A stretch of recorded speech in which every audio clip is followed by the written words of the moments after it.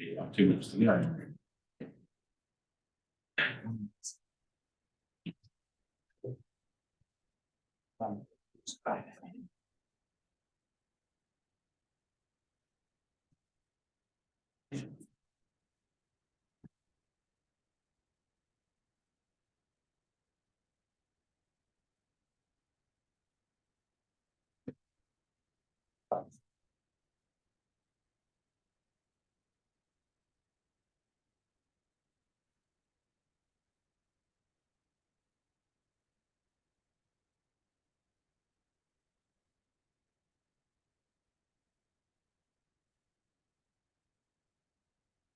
Lots of you see between people. Kia ora koutou, welcome to that's right, I think October, the community board meeting.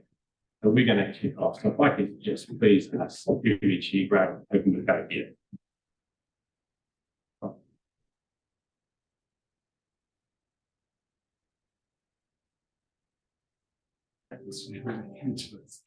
Ke whai mai te naramatanga, ke whai mai te rangamari, ke whai mai te kakamiki whai whakaaro I nei kaupapa.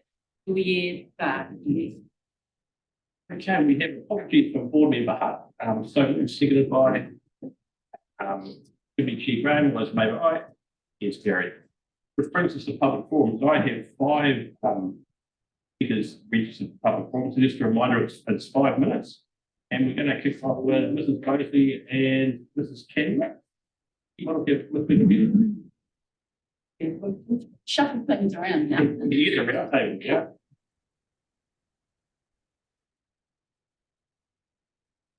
Very good.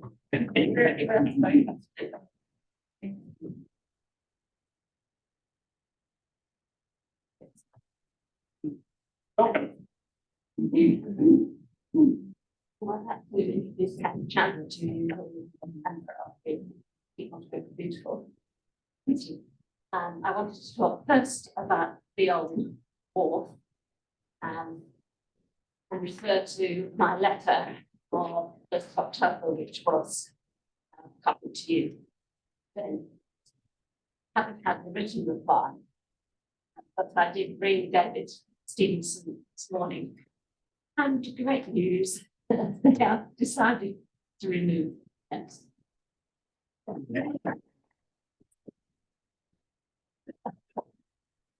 And what's more, he said that there'd been a meeting of managers, I don't know which managers, but they were keen to progress with the conservation restoration project with a number of people willing to commit time, possibly money, to that.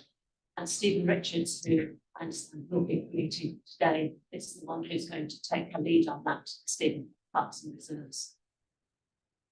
And David Stevenson said he was quietly optimistic that something can be done and in the not too distant future. So we're really pleased with that. In the meantime, KMB has been and is currently investigating with the cafe leader cost of updating the old wharf conservation plan, which was done in 2006, and obtaining costings for various conservation restoration options for the old wharf. We have a first draft proposal from a conservation architect, and it's clear from that that the consultancy work will cost over 20,000, maybe even over 30,000. He has yet to include costs of subcontractors. So I want to flag that we are quite likely to be coming back to the board first for a contribution to this project at some stage, but it is very early days. We'd expect to set up a committee including other stakeholders and interested parties, and ultimately apply to the Lottery Environment and Heritage Fund and other sources for funding to do the actual restoration.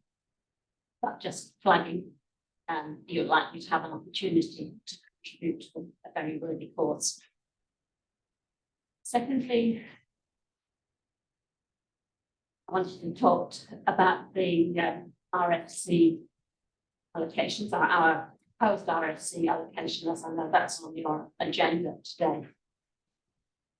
You've had the KMB annual report for 22-23, so you'll have seen good work that we've done with that with RFC funding. Our request for this year includes the 2 trees now planted outside the museum, with funding carried over from last year.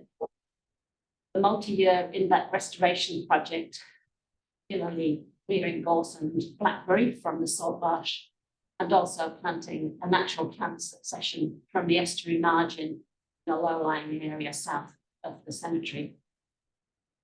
Thirdly, in sanctuary ponds, we want to raise the level of the footpath in the southeast corner where it regularly floods and gets covered in mud.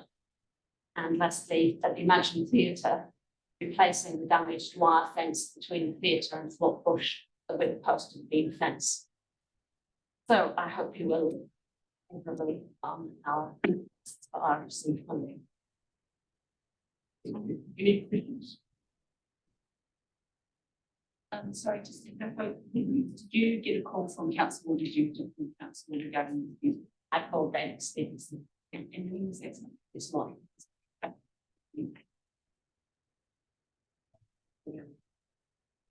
And I know this is rare, but just a bit.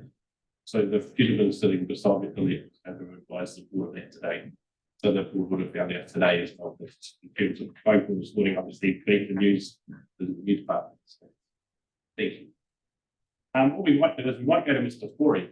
This is about the pitch as well.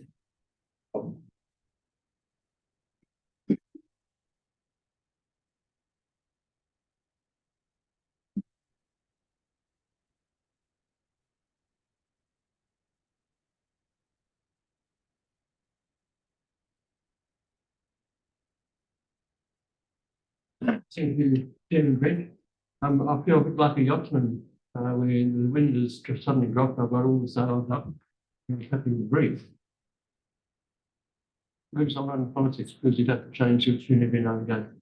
It's certainly great news from Isabel and the keeper of Motueka Beautiful.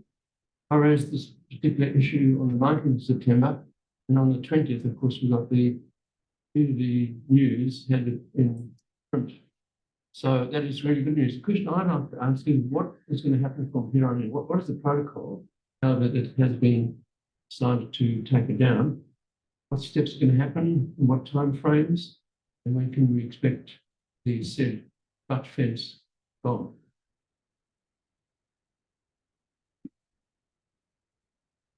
Just because I've already started being you want to just elaborate on our timeline, then we can like fix to I haven't heard back from David on the timeline. I've just given instructions to remove it. So, Given that that's going to happen, how are we going to build on that removal to make it then a community event that one of your council person said, I think his name is Darren Palmer, yeah. He said, as a community project, it could be worth some time and effort, well worth some time and effort. In the interim, Darren says that the fence has definitely been looked at and that something better can be done. So where to from here in this project? we'll note that because I don't know the answer to it in terms of we'll note that. And maybe it would help I can ask a question, Mr. Corey. There was a second part of your email about responses from the forum presentations. If you also raise that, then I can follow both those up. About how you didn't have a reply from anybody for Okay, I really appreciated when you present to the board that you get an acknowledgement of what's been said, so the understanding is there, and kind of you started that off, and also then a follow-up. So that tends to just keep the waters going, and you know, there's an engagement process as opposed to a non-engagement process. And it's not a perfect world, I understand that, but we've only got 12 board meetings in a year, so if that could continue, that would be really good news. And I'll take my silence down. Thank you. Dr. Mitchell.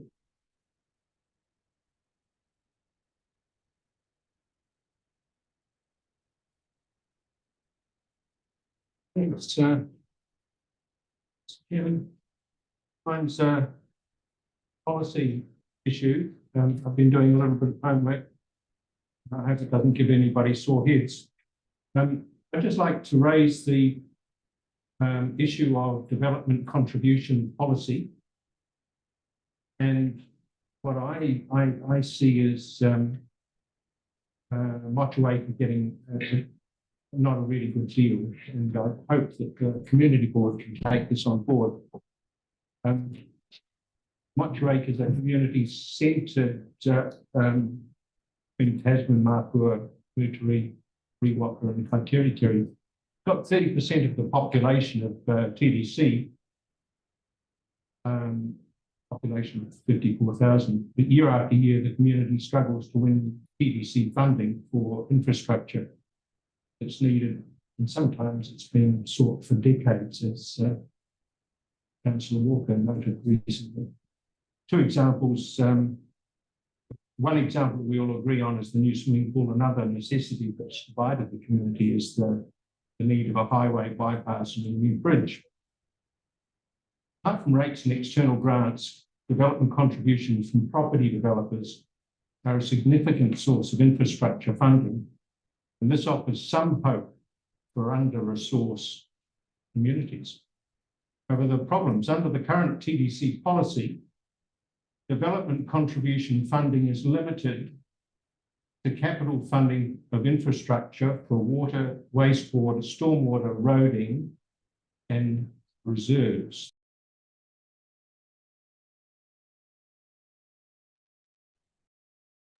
Fenced except for roading, to finance greenfield infrastructure in areas that are being developed.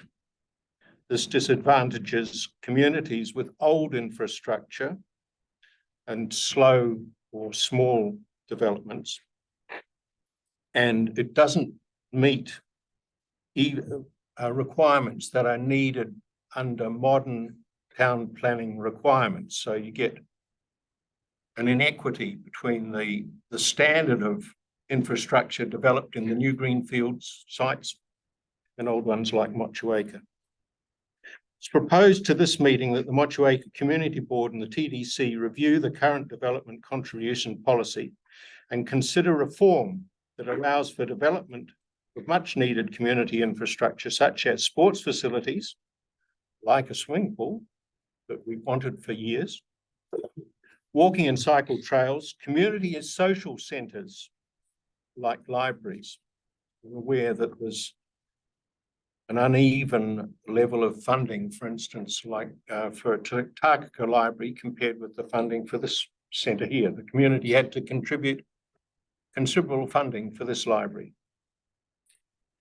So equity is a factor.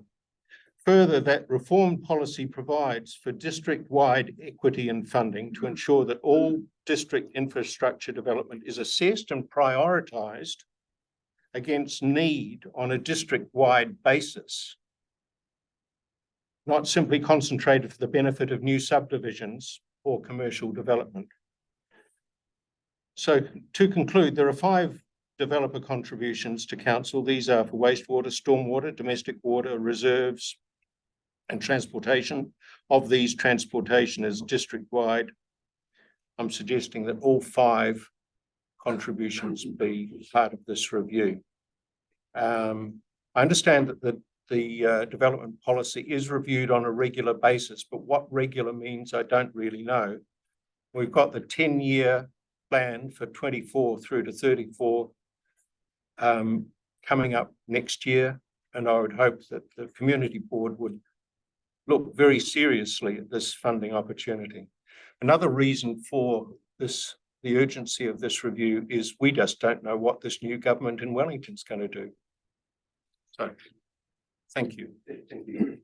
Any questions? Thank you. Mr. Shepard. Oh.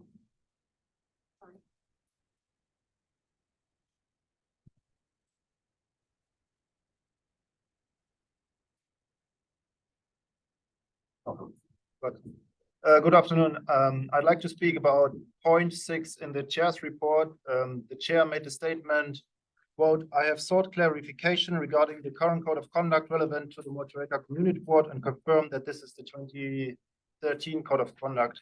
I'm highly confused about this statement because I looked in the agendas and meeting minutes since the election of this board, and I could not find anything that the board adopted a code of conduct. On the TDC website, it's written, copies of the full code of conduct are available on the council's website. However, I cannot find the 2013 code of conduct on council's website. Instead, I found the statement by TDC, quote, the code of conduct for elected members, councillors, mayor, and community board members must be adopted under Schedule 7, Clause 15 of the Local Government Act. This is a false statement because the Local Government Act is clear that a community board does not need to have a code of conduct. Also, by looking in the latest TDC code of conduct document from this year, it mentions that this would apply to community board members, which is again in contrast to the chair's report. So I hereby request that the TDC changes the statements on their website and also in their code of conduct document to avoid any misrepresentation of the legal framework.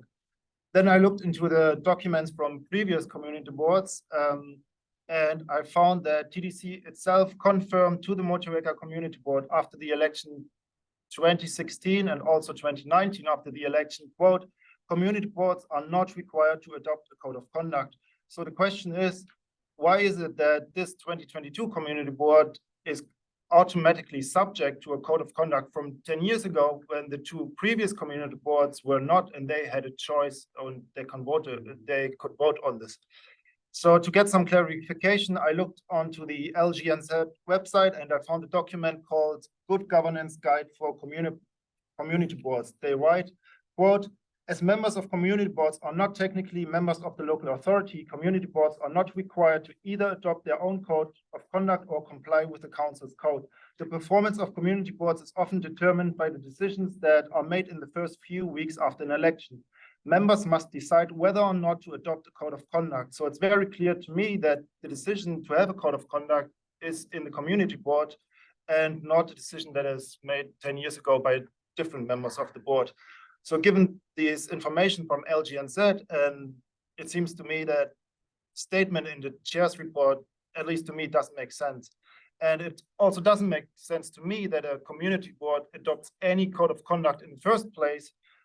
If we look at section 52 of the Local Government Act, quote, the role of a community board is to represent and act as an advocate for the interest of community. So in my opinion, to advocate for the interest of the community, the best tool to do this is freedom of speech. But if I look into the TDC code of conduct document on their website, I personally see a high chance that this could be used to limit the freedom of speech of elected members. And if someone thinks this would never happen, that a CEO or mayor or anyone would limit the freedom of speech of elected members, then we just have to look what happens in the Wellington City Council right now. There was an article from Radio New Zealand last week, titled Wellington Councillors Issued Complaint by Mayor. Quote, at ratepayers' expense, the mayor and CEO have brought in a senior partner and her team from an external legal firm in an attempt to silence us and to stop us speaking up for residents. The mayor and chief executive are trying to silence and discredit the independent councillors, the ones who are most concerned about the city's finances. It's an orchestrated attack on democracy. That shows how important freedom of speech actually is. So then coming back to the chair's report today, it raises two main questions, at least for me. Why is the statement in the chair's report in contrast to the information that is available from LGNZ? And the second question, why is this topic now in the chair's report 1 year after the election of this community board? I see there's public interest to get these answers, not only because it is in the chair's report today, but more so of section 39 of the Local Government Act, quote, a local authority should ensure that their expected conduct for elected members is clear and understood by elected members and the community, quote, end. I see myself as a member of the community, and for me, it is not clear, and I don't understand what's going on. If you have any questions, I'm happy to answer them. Thank you. Thank you. Yeah, well done.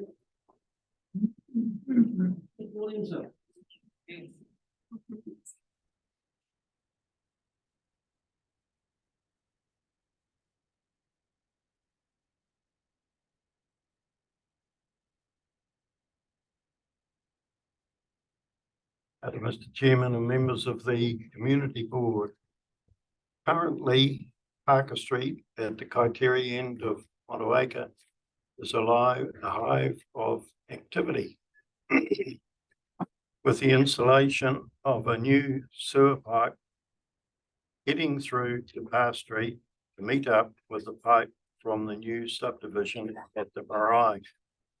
An arborist has been present as the trench has been excavated past the two heritage oak trees standing at 35 metres high to ensure no damage was done to the root systems.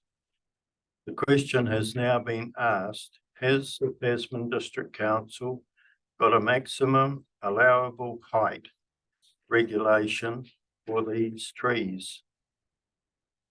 Neighbours of them are concerned with the danger of large branches falling with gusts of wind experienced recently. I have a contact, TJ Best Tree Care, with a cell phone and an email, and this company has topped heritage trees already in Nelson.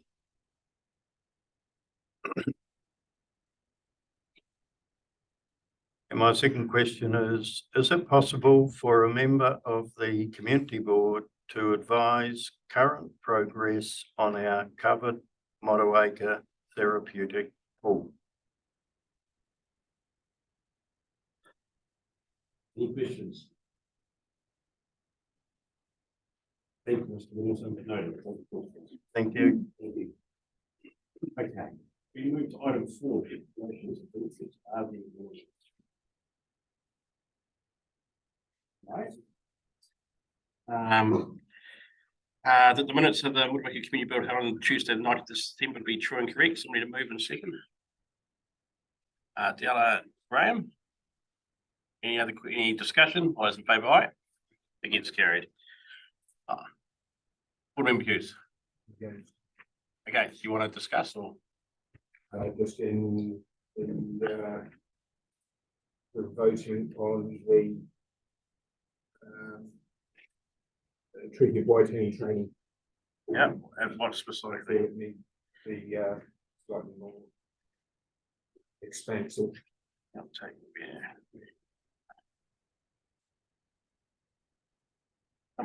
If a member of the public read it, it could be seen that we're not interested in it, and that wasn't the case. Can anybody pop that up on the screen for me? Thanks.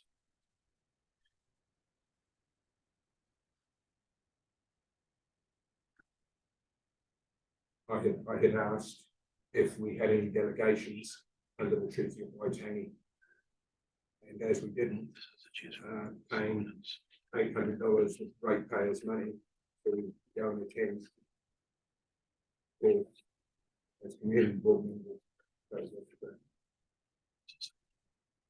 appropriate spending of money.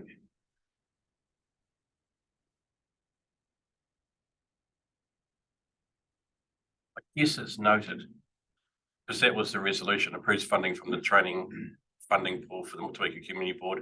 That's what would have been moved and seconded, and it was lost to the board. So I guess that was the substantial motion. So that is, I guess, a true reflection as it went to the board, it was voted against, the motion was lost. So without relitigating that, Have I read something different? Sorry. from my memory, that's the motion I seconded, that we approve funding for the training funding pool for the treaty. It went to the board to vote, and it was lost to board. Yeah, that's correct. Was more in the discussion that you wanted, so. I felt it should have been more expansive, not just, I read something slightly This different. discussion was held around members undertaking the Treaty of Waitangi training, and that was it. I guess I'm okay with it in terms of. That's fine. Yeah, That's good. but noted in terms of, Yeah. there was discussion. Because at what point then do we capture or stop capturing discussion? Understand. And I guess if anybody wants to see the discussion, then on YouTube, there's a full transcript that's available publicly. Accept Right. that. Yep. Thank you. So moved and seconded, all those in favour, aye, and just note, board member, yes. We're going to move to 7.1 now, which is discretionary funds, and is Brittany Norman here? Yes. Yes, welcome. So if you go to page 6 on your agenda, this is a Motueka Pony Club, and it's a discretionary funding application in front of you that starts page 11. Welcome. Thank you. So tell us about it. It should have been read, so the members should have read that you're asking for some walkie-talkies and a stretcher to help your health and safety for the pony club. But yep, you're here. So tell us a bit about your pony club. All right, so our pony club has been around for about 25 years, and at the moment we are one of the biggest clubs and one of the only really growing clubs in the top of the south. We have 35 ridden members from across the district. People come as far as Golden Bay, and we have a range in ages from about 5 till the maximum age, which is 24. So we're a really active, busy club with really hardworking kids. It's completely grassroots and not-for-profit, volunteer run, hundreds and hundreds and hundreds of volunteer hours put in every year from our committee and the members. And we've been working really hard. Over the last several years, we've fundraised more than $30,000 to build a new shed and classroom. We have at least 15,000 more still to raise to finish that off. And we, yes, we would love to have a first aid stretcher and some walkie-talkies to make our event a bit more safe for our members, and have those things on hand before we have an accident where we wished we'd had those on hand. We always have first aiders applied to each event, and so we try to make it as safe as possible.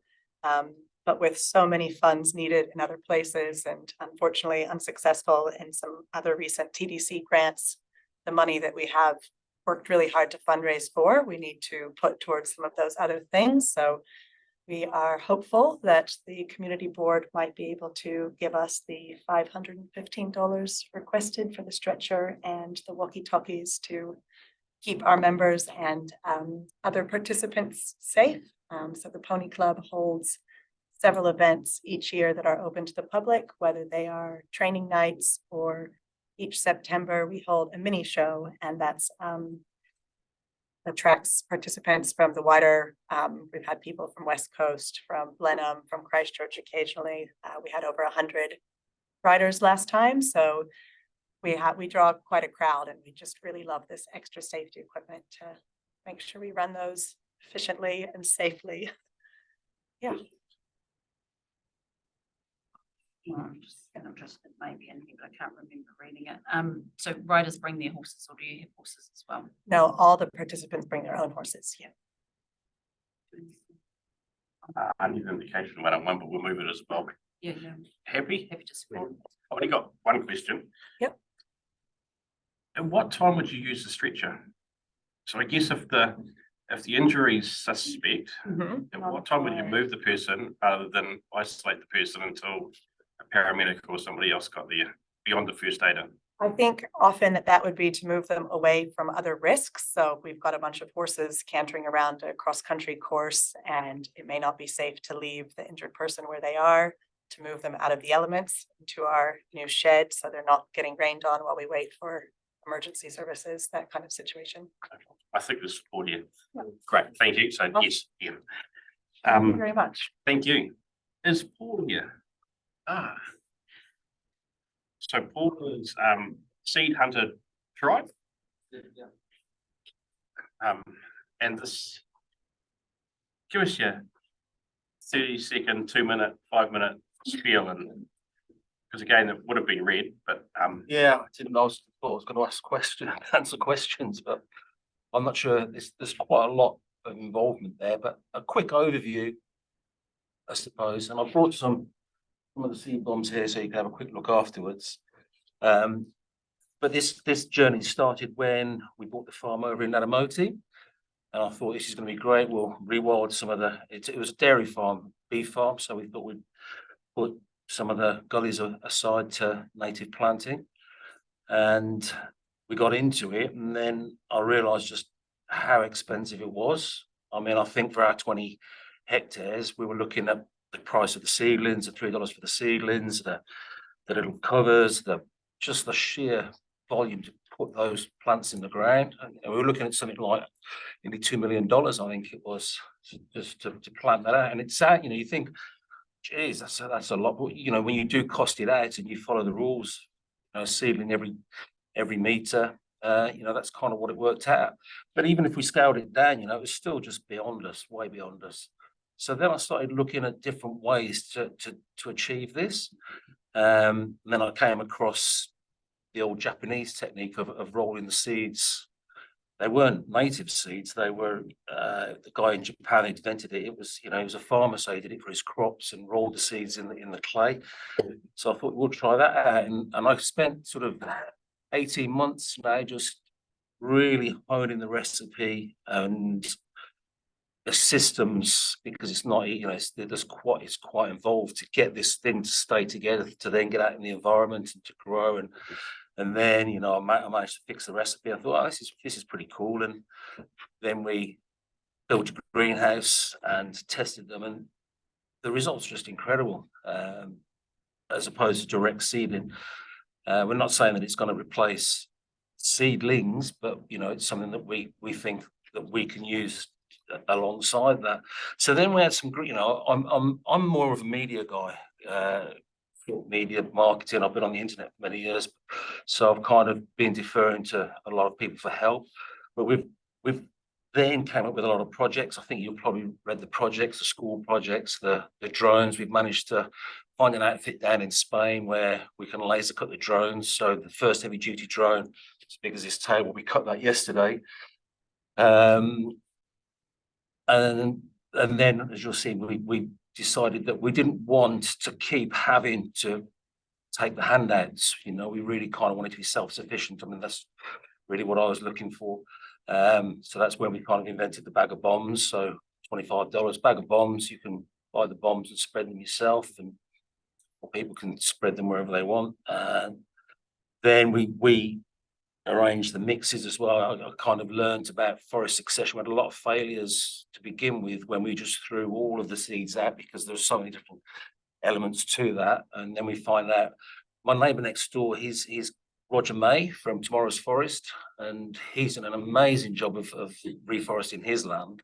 And you can just see the delineation. You've got Roger's native forest, and you've got our fields with the cows and that. Oh, it's just fantastic. But he used a system of pioneer species, and then the pioneer species that he used, it was Tagasasti, which is tree lucerne that you see all over the place. Little wood pigeons come in. It grows 3 meters in the first year, creates the cover. The wood pigeons come in. All of a sudden, you've got native forest growing below it. So we're kind of that pioneer species is something we developed, we figured and tested, and it works. So it was all going well until last year, when we decided to put all these projects start these projects off, and then we just ran into the problem of seed. It all starts with the seed. Without the seed, we're stuck, and that's kind of where we had to put our thinking hat on. Because they're really, unless you get some donations, but to do this at scale, which is what we want to do, you've got to get out there and get the seed. And it's just, if it's not, there are a few warehouses around New Zealand, but you really want the locally sourced, eco-sourced seeds. So that's where the Seed Hunter Tribe came into existence. We pay the community, we pay members of the community, they register online. We've got a system that works, and we started this last year, but we ran into, so the system is that anybody can register online, go out into the forest or wherever they're, obviously not Dockland, wherever they want to go, and we'll pay them for the seed. And it closes the loop. It becomes self-sufficient. So this year we just need the kickstart to get the first harvest. Once we've got the first harvest, we can create the products. Products create profit. That goes into the next year Seed Hunter program, and we've got that closed loop. And that was really what the application, I think, was, just for the discretionary fund. I'll shut up now. Yeah, great sales pitch, and the presentation that you sent to us, excellent. Very innovative plans. I'm excited by the way in which you thought this through and the science of it. Good. There's just a couple of things that that concern me, and I'd be interested to hear what other board members think. But from your written application, it, actually to quote you, the money that you're asking for will be used to pay our harvesters. I assume the harvesters are volunteers, but this is a reward for work that they would do as how many seeds they collect. Yeah, so really the way we've set this up is that we pay by the gram. So provision, and obviously it's changing every day as we learn more and set the systems up. But provisionally, what we're saying is that anybody can apply to become a seed hunter. And the Seed Hunter Tribe is now a trust. We registered that yesterday, so it's a non-profit. So anybody can apply, and obviously the trust members will approve. We don't want, we just want responsible people that really have the same ethos as we do, that want to do good, not just doing the seed collecting just for the sake of making some money, but they can get out there and we'll pay them. Initially, it's $1 a gram, which doesn't sound an awful lot, but it's, from my own experience in collecting the seed, cleaning the seed, processing the seed, it is actually quite a decent amount of money. So the two elements are that there's the payment to the community to harvest the seed, but because without the seed hunters, none of the projects is going to work. I mean, we've got some fantastic ideas for the schools where the schools can, and I was speaking to a guy from Motueka School yesterday, and they kind of do something with the Jansoon project where the kids go out, they collect the seed, and they actually bring the seed back and they're going to grow them in a nursery. But we kind of thought, what an amazing way for the schools to raise funds as well. If the kids can go out, we pay them for the seed. But because we're looking at sustainability and selling the products to then fund ourselves and become self-funding, it all works that way. It's a really nice little ecosystem. And this is our first season. If we can get this through this first season, get the first harvest funded, then we've got a lovely little system that we can roll out. I mean, my big plan is to have a drone and a Seed Hunter Tribe in every town in New Zealand. That's not, it's a big ask, but it's not, with it being self-sustaining, it's doable. So I forgot what your question was. It was just, we pay the community. I guess, comment to the other board members with you involved in the discussion as well, that it's sort of, this could set a precedent that any community organisation that wanted to get more members to take part, I'm thinking of Keep On Wiki Beautiful, who want to have people to come along for working bees, and they are volunteers, to be paying them for the work they do. In effect, it's got some similarities. I'm just worried that this might be trying to work out from the rules of funding applications being approved, with this one actually does fit in. It's a sort of an oddball one. You're paying people to do something, but it could be word that you're paying for the actual seeds, in which case it's a purchase of a material. Maybe it's just the way that you worded the application. Yeah, I understand. Paying people rather than paying for goods. Yeah, no, I understand. And when I put the application in, things have changed since then again, so I think it was just putting it out there. If there was discretionary fund, then we can put that towards that. But we also, if there is funding available and you don't want it to go towards that, we can put it towards the equipment. I mean, we need to upscale. At the moment, I've perfected the system, but for creating the seed bombs, but I need a bigger machine to scale that up. Because at the moment we're not going to. So for equipment, Can I suggest that we can alter the wording on his behalf so it doesn't make a problem there? The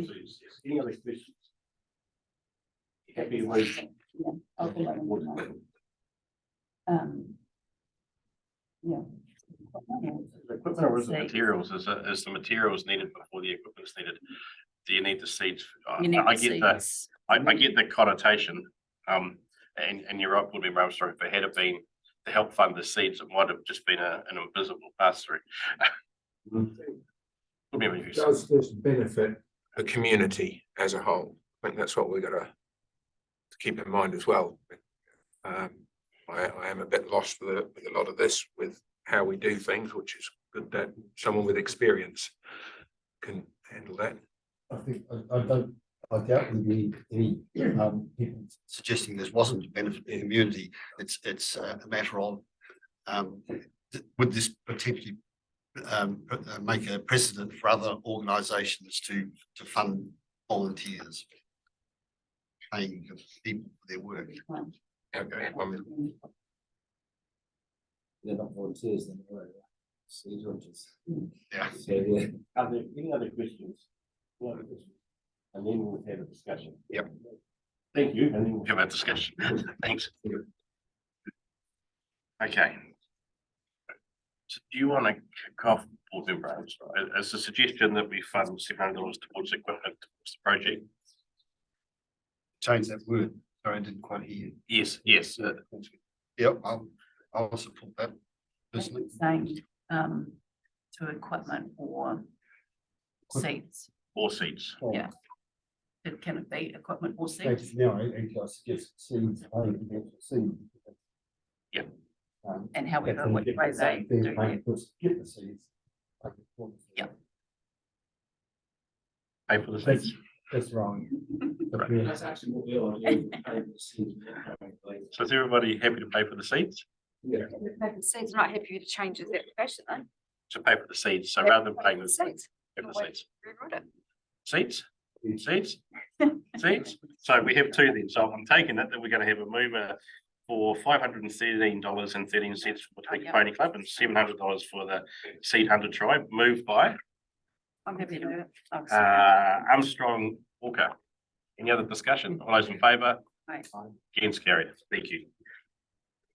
And how that happens is those applicants, Emma will be in touch in terms of how you uplift that funding. Thank you. And thank you, Board Member Armstrong, for following that. Mr. Johnson, welcome. Barry, we're in item 6.1 and there's nothing in the pack, but I'm sure there's going to be an exciting PowerPoint. I'm a little bit a lot more theoretical one. Bring your hands, Barry. Thanks, Amy, for the presentation. Some of you, or most of you board members would have seen me previously to talk about the Tasman Environment Plan. So this is a bit of an update on a component of that, bit of a general update first on what's happening in environmental policy, given recent political changes, turmoil, new legislation. And then I'll just a bit of a pitch for some upcoming consultation around freshwater that we're doing as part of implementing the National Policy Statement for Freshwater Management. So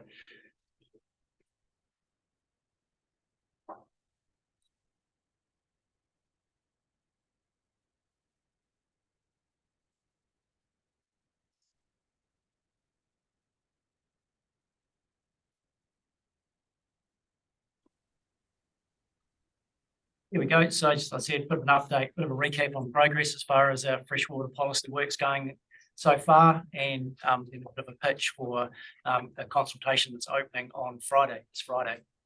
So next slide, Emma. So I guess at a high level, just recently we've had 2 new pieces of legislation introduced to replace the Resource Management Act. Whether that continues in its current form, who knows, given the result on Saturday. But what it's currently indicated is that the new legislation requires Tasman to produce plans in combination with Nelson City. So rather than separate plans, combined plans with Nelson City. So what that means for the work that we have been doing since 2019 is that progressing with a single resource management plan for Tasman's not really a viable option at the moment, certainly until we know what the future holds. So at this stage, we're parking the work on the broader Tasman Environment Plan and focusing on just a handful of key issues. Those issues are still pertinent and relevant to Tasman in terms of environmental stuff, and freshwater is one of those. The other ones are responding to natural hazards and climate change, what we do around growth and housing, and a couple more around our coastal environment and outstanding landscapes, features, biodiversity and air quality. So anyway, back to freshwater.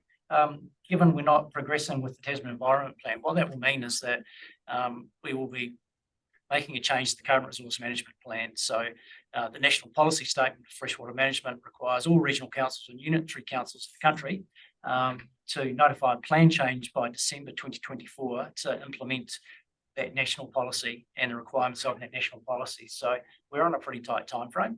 It's going to bring in some pretty significant changes, big implications for anyone that uses water or anyone around water. The key things are the requirement to give effect to mana o te wai, which is quite a significant shift in how we manage our effectively. It puts the health of the water first. Basically, if we have healthy water, we have healthy people and a healthy environment. So that in itself will create quite a change in how we approach the management of fresh water. And as part of the plan change, we're reviewing our current water allocation regimes and water takes. There'll be new requirements around water quality, and that'll certainly affect people if you're close to a water body or have activities that might affect a water body that has got degraded water quality. It's quite important. And part of that will mean probably consents where people haven't required resource consents before, and possibly controls on activities like farming, where previously they may not have needed resource consent for certain activities. So there is quite a lot of change potentially coming in the next couple of years as we put this plan change through. Next slide. Emma. This is just to illustrate the national policy statement is quite prescriptive. We have to follow a whole bunch of steps. We have to consult at various stages along the way. First thing we have to do is define how we manage our freshwater, the management units or the catchment scale, the scale. Then we need to identify what are the visions, what are the outcomes we want for our water, how do we want our rivers and lakes to be in the future, long-term, our aspirational outcomes for those. And then we identify their values. And I think a good example is swimming. You know, if we might value a river like the Mott River for swimming. And so then the next step we're going to consult on Friday is the outcome. So while we might value a river for swimming, the outcome might be we want to be able to swim in that river 90% or 99% of the time. So that might be the vision and the others, or the outcomes, and the things that we're consulting on. I'll get onto detail of that in a minute. And then after that, the attributes is how we measure that. How do we know that it's safe for swimming 99% of the time? And that attribute might be we measure E. coli, for example, because that's a good indicator of freshwater pollution that affects human health. And all that is to then go into a plan and a draft plan by June next year is what we're aiming at. So allow people time to have adequate feedback before we get into that formal legal process of hearings and submissions and things. So coming Friday, we're going to start with opening a consultation on environmental outcomes. Go to the next one. That gives you a bit of a time frame, like just what I mentioned. So October to December last year, we did those first steps of consulting on the scale at which we manage our lakes and rivers, our freshwater management units, those visions and values, the things we value for our water bodies. And then in April, June this year, we did a second round of consultation. This stuff's pretty high level. It's pretty hard to get much traction with people because it is pretty abstract. It's not until you get the numbers and the rules and the plan that you can really see how it relates to you and your property. So we're out there at the moment. This round we'll look at those environmental outcomes. At the same time, we're working in parallel with iwi, and we have a top of the south, so 8 iwi and the 3 councils in the top of the south are working together as a collective to progress this. That's all, and so that will come together March to June next year. And by June next year, we hope to have a draft plan to circulate to the community and stakeholders for notification potentially December next year. So this is just a summary of what we've done so far. So we talked about the unit of measurement, or the freshwater management unit, and we've divided Tasman up into 8 freshwater management units. You can see there. From that, we identified 17 different values that the community's identified. Some of those we have to include, and others that through the consultation people identified. Now, of that, we've developed 21 draft outcomes, and I'll get onto what they mean, because in terms of getting feedback on that, we've tried to make it as easy as possible given what it's at. So that's kind of a quick summary of the consultation we've done so far. All that information is available online. And so the next round, as I said, starts on Friday. And I've got some cards here which you can pick up on the way out. They have the website address. They also have a QR code, works on your phone. So you can tap straight into those and start answering the questions and providing feedback. And on the next slide gives you an indication of when you scan that QR code, you get this here. So this is one of their water quality values. So ecosystem health is a value of water quality. And there's a description there of what it is. And when we talk, it's the physical and chemical measures for water, such as temperature, dissolves oxygen, scented sediment, toxicants, those sort of things. And what we're asking for is, of those 21 outcomes that we've identified, this one here, freshwater quality supports healthy water bodies and freshwater ecosystems. So we're asking for relatively simple feedback. Do you agree? Do you disagree? Or if you've got better ideas, then you click on that and it opens a text box that you can provide us with written feedback on those as well. And we aren't proposing any public events at this stage. We will, if people have got meetings or anything like that, we're more than happy to come along. The team's more than happy to come along and talk to people, but we're not organising any standalone meetings at this stage. But certainly if there's any community groups out there or any groups that would like us to come and talk to them, then the contact details are on these cards. They're on the website as well.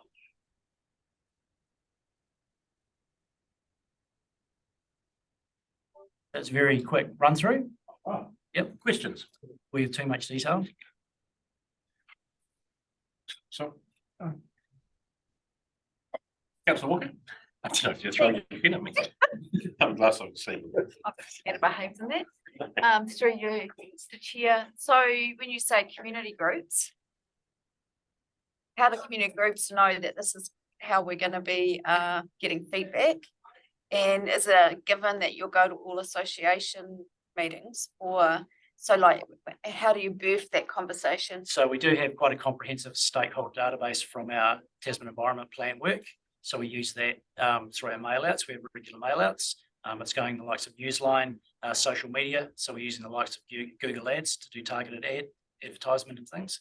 And that comes through for Facebook and social media and things like that. So I've got quite a comprehensive comms plan and different avenues we're using to advertise and promote it. Thank you. Board member Hughes.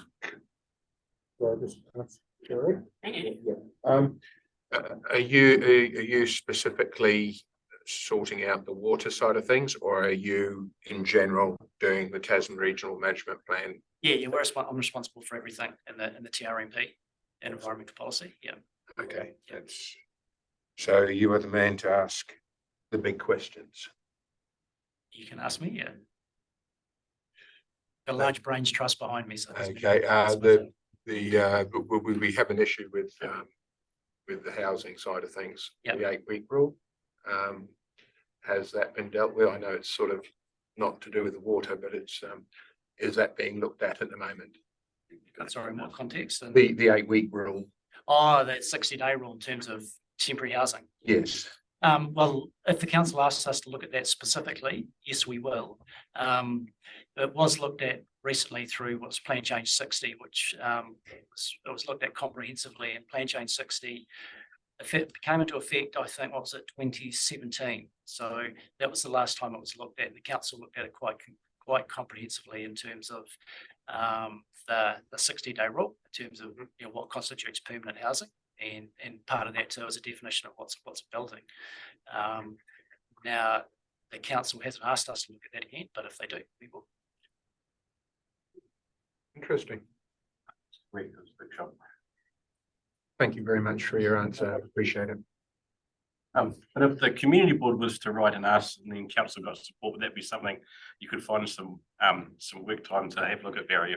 Comes through the process from the board, council. So that's that way forward again. Yeah. So I've just got one question. So on your stakeholder list, I take it our rural farmers and that are already on your database and are heavily engaged. Yeah, we are. So we work through with the likes of Fed Farmers, Dairy New Zealand, Fonterra, all those groups as well. Yeah, right. So in this new policy, and this may be something Mr. Kirby might answer, it's a little bit naughty, but this new policy would hold to account seepages of sewer systems in our river, especially at whitebating time. Well, it sets up a regulatory framework, and if that was discharging illegally, then that would be a compliance issue. Regardless of what we put in our plan, it's still if it's polluting and it's polluting. I think it's pretty simple. Yeah. It was about fresh water. Any other questions? Because this is your opportunity while Barry's here. So if you've got any questions around consultation, wider consultation, how the board can be involved, this is. So like Councillor Walker said, I wanted to understand about the consultation stuff. So there is publication out. I guess the other thing around that is what level of detail is available to public to understand where you're going with this. So like costs and you mentioned potential, requirement of resource consents where there never used to be. So how much detail is there for people to, when they go through and answer the questions, to be well informed when they're answering them? Yeah, a good question, because the stuff we're consulting on at the moment is very high level. When we get to that point of these rules might affect you, these rules might change, that's probably the middle of next year. And to get to that stage, then we do have to provide that additional information. What is the impact? What's the economic impact on a certain sector or a certain group of the community if we change their rules and it affects them disproportionately, for example. If you're required to have a resource consent or you need to change how you farm to meet the new rules, then we need to do that economic analysis, put that on the table as part of that process. So that's coming. There's quite a lot of material on the website that covers the previous consultations and the feedback and things we've had, but the level of detail you're asking about, that's yet to be done. We're working through that, through the science, through the economics at the moment. Because I guess speak up, sorry. Can everybody speak up, please? Okay. The public forum cannot hear us. What was I going to say? So I guess where I'm sort of coming with this and asking about the level of detail is if somebody said, do you want fresh water, nice clean drinking water and place to swim in? I'd say everybody would say yes. But at what cost and what impact on other areas? So that's why if that's not coming until June when you do the draft, then it may be too late for anyone to feedback again to make any. We've got a 12-month period of feedback. So as the stuff we're talking about now is aspiration, it is that front-end aspiration process. How would you like it to be? And we know that stuff next is the arts company, part of the conversation systems. Sure, you want that means what we're built into a timeline. That's very constrained because timeline the government's put on us, but we're allowing effectively 12 months before we get locked into that formal legal process to be able to get feedback. So we'd have release a draft, then people can comment on it. We can go away, we can discuss it with people, we can change it, that sort of thing. So there is about a 12-month period for that built into the process before we get locked in. Thanks for clarifying that. That's right. Yeah, thank you through the chair. Further to what Deputy Chair's just her korero conversation is that, so I felt a little bit uncomfortable around when you say high level, and this isn't personally at you, Barry, but when we did our walking and cycling strategy, that was high level. And the thing that's come to bite me as a councillor that I hear continuously from my community is that the high level stuff didn't drill down to what the impact was going to be when our Motueka Streets transport choices came to be. So how do I sit with assurance that the level that we're going to go, and we're not doing face to face, we're doing it through the online, and we've just been assured that yes, it's high level, but that high level stuff eventually comes and affects every single person in our community. So what's our takeout and learning from the grief that we've had, and I continue to have? Bless Rob, him and I were back out on the street again just yesterday over this stuff. How do we move and how do we educate our community so that we don't have the grief level that we sit with currently over the last high level thing that we did as a strategy? Yeah, that comes next. I mean, we won't take this approach further down the track, because it is, when you get to the difficult conversations like that, then people need to be well informed. We need to have the fora that people can engage in it and have those conversations with us. But what we've learned with these first initial steps that we are required to, we wouldn't consult if the policy statement the government said we didn't have to, because it's very high level, it's very conceptual. The amount of feedback we get is very hard. We've tried, the last round we did it 3 times and tried multiple different ways of attracting people. The reality is a lot of the stuff it's really hard to get people to engage in at the high level, the conceptual stuff. But, you know, I take your point as we get further through, when it starts to bite and the decisions that we'll be asking council to make in terms of policy decisions and the impact it has on communities, that's when we'll have to up our game in terms of consultation as well. Sorry, just back to the consultation, thanks for clarifying that. So it's just online. We realise that there's a lot of people that don't access online. So is there opportunity, you did say you're putting in a newsline and maybe some mail outs. Is there opportunity for people to drop in information to the centre and there will, the library? So there'll be a physical box where they can come in, or the staff will know we're going to send that to, and they will. I can take that back to the team. Yeah. We're happy to do that. So please pick up one of these when you leave. There we go. Thank you. That was a pretty good. I felt like I had transport choice. Well, Dan, Rob, welcome. Oh.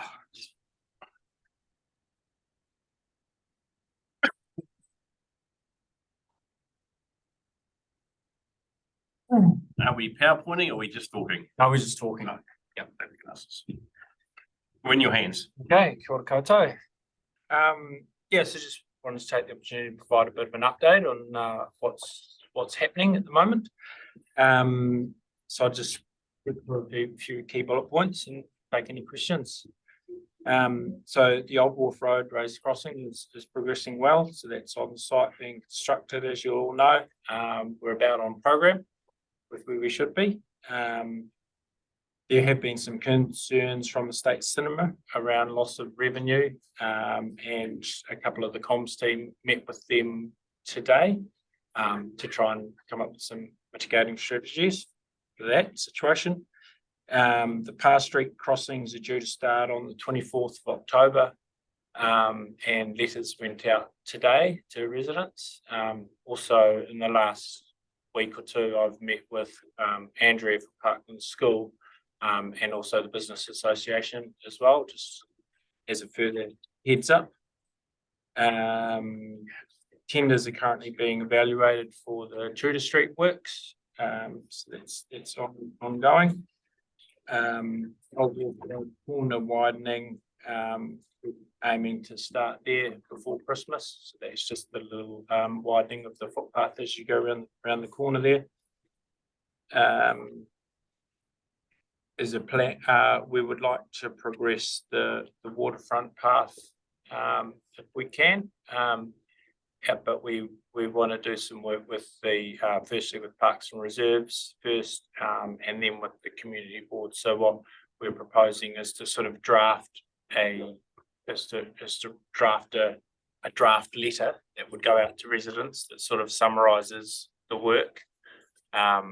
Take that to Parks and Reserves to get their comments on the work, and then take it to you guys to also get your comments before we send those letters out and progress the works. So that's the plan there.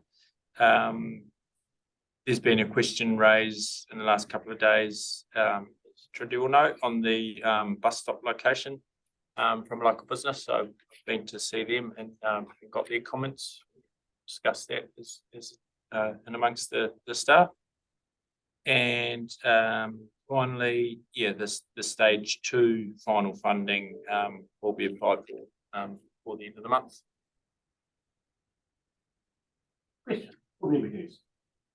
Whakarua Street.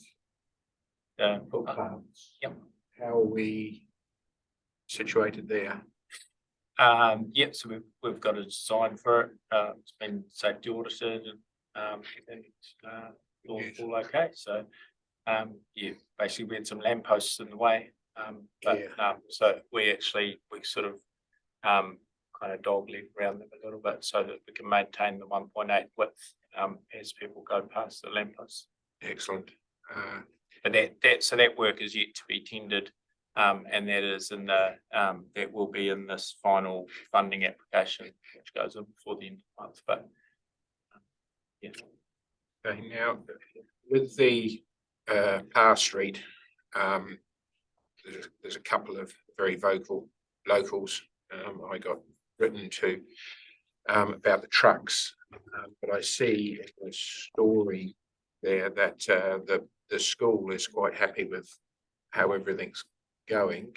You can't stop trucks going up a side road, but is the school happy with the truck still using Power Street. Power Street?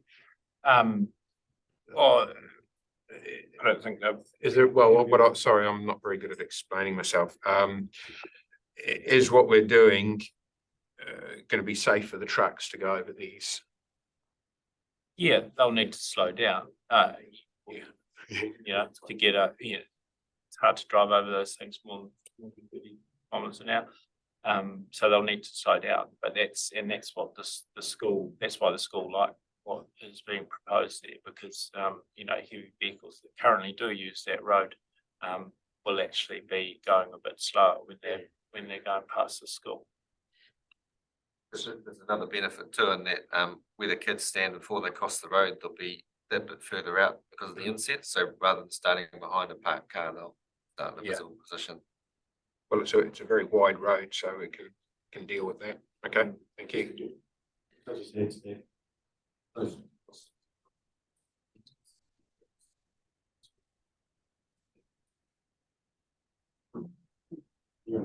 No happy ending there. They may be pushed back onto other roads.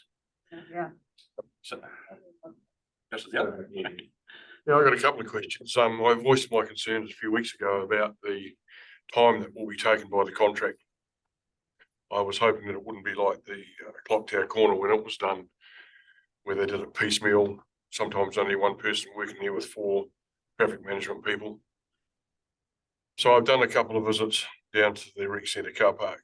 The first one, I was not impressed, seeing 2 small excavators sitting on the road, a suction truck, which I expected to be there. One of the excavators was being operated by one person, the other one was sitting there idle. I couldn't see any reason why the other one wouldn't be working on the other side of the road at the same time, which I would expect to happen. Then I also noticed that he had a pick on the end of it and he was picking up the concrete slabs out of the footpath. And after about the 12th time that he was dropping it, trying to break it, I gave up and left. And I thought, well, obviously the gear's not quite up to standard if it can't smash the piece of concrete. But I went back probably 4 or 5 hours later, and there was still one person sitting on one excavator and the other one was still parked. So you're telling me today that we're on schedule? We've got a meeting tomorrow, Barry. It's a contract meeting at 9 o'clock. If you're available, you're very welcome to come. And that's what I'm supposed to be. I can't remember if we're going over to Richmond tomorrow. I'll have to have a look. But yep, I'm more than happy to come along to a meeting. Yeah. Because it's starting to concern me already. Yeah.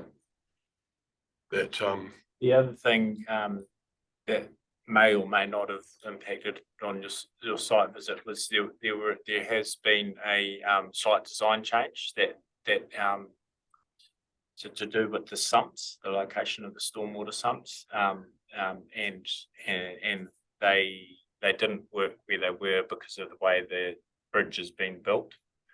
So there's been a little bit of a redesign, and less sumps are needed. So there was a bit of mucking around while that was being worked out.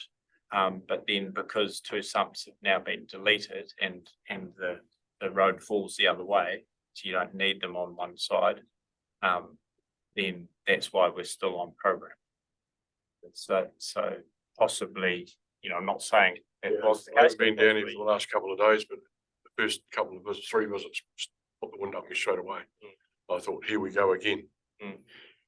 So, and my second comment, if I can make a comment, is that I've already been approached by residents on Ekin Street regarding the run of the trucks once the pumps are put on Power Street. So I've asked for the 2 residents that have approached me to let me know straight away if the trucks are starting to use that more, because initially, as one of the wastewater systems being done on Parker Street. The trucks won't use it. But the fear is that they'll start rat running down Beacon Street, down Parker Street and out that way. So if that starts to happen, the residents will be requesting speed humps on that road as well. I can assure you, because they said they're not going to put up with it. Yeah. So yeah, just to preempt you. Yep. It may be coming forward. Okay. And we'll make sure that Port and Hogan get the message one way or another. Yeah, thank you. Thank you for your feedback. Dan, you mentioned that the design had to be changed on Old Wolf Road. Does that, with the stormwater design, how does that affect the budget that we have allocated for that site? That's my first question. And the other question I have is that you talk about a waterfront path, waterfront. Can you explain where that is? From Old Wharf Road through the saltwater baths. Right. So maybe when we talk about it, would be helpful for me and probably others if we name what that is, like what the road or what the area is, because my brain instantly went down to the quay. Oh yeah. But that's clearly not what you're talking about. So maybe if we could just have the name of the roads, footpaths involved for people like me who've got a brain that's pretty chocker. Well, it's that existing waterfront path that's 1.2 or 1.8 places that's already there. Yep. It runs from the end of Old Wharf Road along the waterfront to the saltwater baths. Yeah. I do know now because I've asked you to clarify. Yeah. Okay, and then the cost of what that the changes by the rec centre. Yeah. How does that affect our bottom line, the budget? If two sumps are being deleted, it should be a saving. I haven't seen that negative variation price come through yet. Okay. But there will be pluses and minuses as there are in any construction project. Variations and unforeseens on the way through. There's also going to be the cost of the work that we're doing in the rec centre car park to mitigate the effects of changing that eastern access to an inn only. And we're doing some remarking and things like that. So that needs to be factored in as well. It's not currently in there, but we've got reserves for that. Right. Okay. And the last thing, if I could, I just want to acknowledge Rob for making yourself available to come out when we get these calls from our community. Thank you. I do appreciate that you do come and face those conversations. Comes at the end. Sure was. I won't be there tomorrow morning. I've got to get off to Richmond to be over there by 9:30. Thanks. I've just got a question. It's called the waterfront park. Yeah, we know where it is. So when is the next funding application going in? Be a final fund be released? It needs to be before the end of this month. So how will you have consultation on design with the board and the residents if you're going to put it in front of the board first before you submit the funding application for that second part? I think we don't need to have completed that process. All we need to have completed for the funding application is a detailed design and a safety audit. Because I think I've sent one of the residents to somebody. There's a little bit of confusion around the three projects along that line. I think you're all linked in there. I think the board get those emails in terms of we had the Downer sponsored part, the community board paid part, and the transport services part. So I'm just hoping that all three are now linked. I can update. So I spoke to Drew from Downers yesterday. Yeah. And he's agreed to wait another 3 or 4 weeks until we get sort out, making sure there's no overlaps. Is there any chance to do the extra 5K from the Winkle down to the? Oh, we've just taken out 2. Oh, it's not a question for Mr. Kirby. But it'd be nice to free up some special project money if there's that extension part. Is that pushing the limit a little bit? Oh, so the extension in time is only for construction, and they haven't given us any more time. You've just had some savings potentially, so. If we could, we'd change a few things about this program, but we're living with the constraints, and we're also grateful for the extra year to do the construction. So it does make it a lot more sensible. Deputy Graham. Thanks for that update. Is it possible in future to get your bullet points in that in a piece of paper with our pack, just so we can just leading in. And I just How long before the meeting does that need to be? About a week. Okay. Yeah. or even just email before, just sort of helps see where things are at. Yep.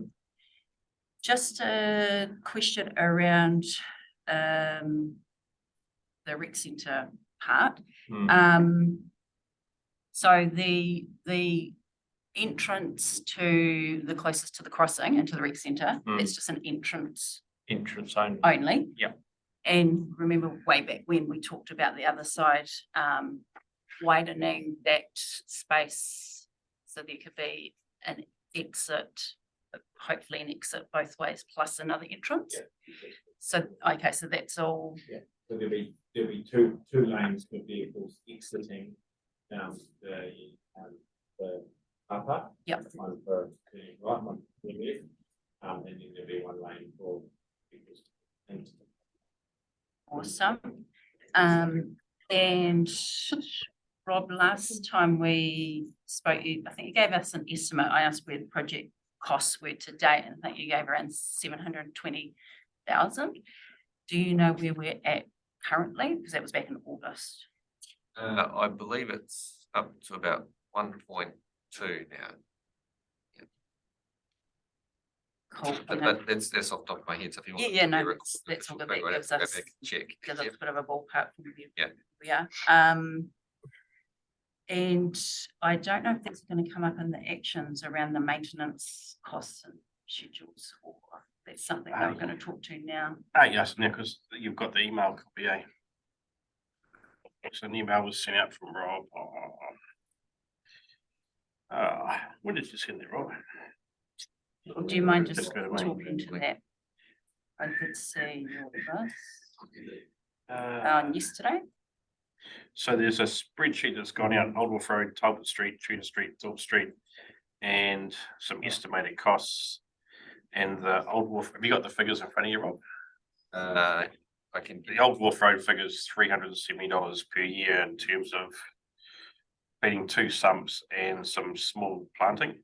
Yep. Talbot Street is $400 a year, which is small annual planting. Yep. Tudor Street is 2944, so a mix of 8 sumps, some replow, some existing grass, landscaping. Yep. And footpath maintenance at 1584, so total 2944. Yep. And Thorpe Harbour $300 a year, which is just small landscaping. And then the next one, just the rates. We've got like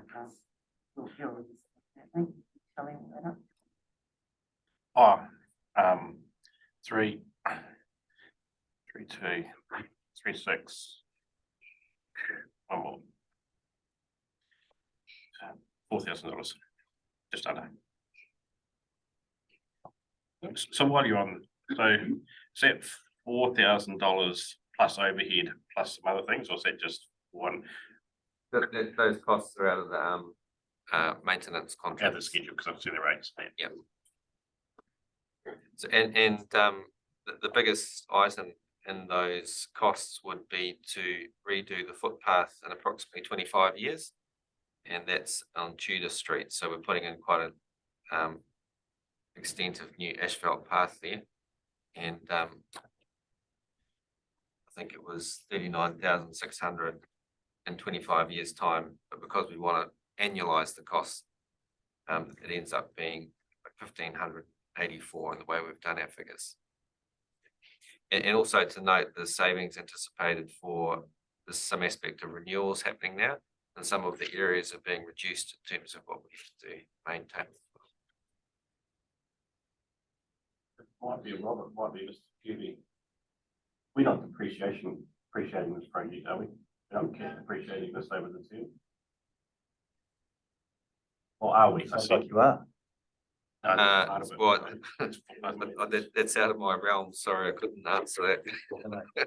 It'd be nice to find, because that could, So what happens in those situations is once those assets are built, they get into our asset register and a value against it. Yeah. The whole of the transportation activity, and that will affect depreciation, correct? because we're talking 8.6 million. Yep. 25 years. Yep. Yeah. That's probably the bit that's not here. Some parts of it will last longer than that. Yeah, that's right. Yeah. Any other questions? There has to be. Is there any questions from the board in the specifics? Oh, actually might be quick. Is there any traffic device bylaw changes for the next phase, which is essentially the west, so Motueka Street, Park Street at the end? Is there anything that's So there's letters out at the moment, and I think I saw Amy in the background there. Yeah. So Amy might like to tell us which areas the official consultation's happening at the moment. I don't want to move off my seat because I'll make another seat wet, having been out for 4 hours in that rain today, delivering letters. I'll just pull up what's happening for the next round.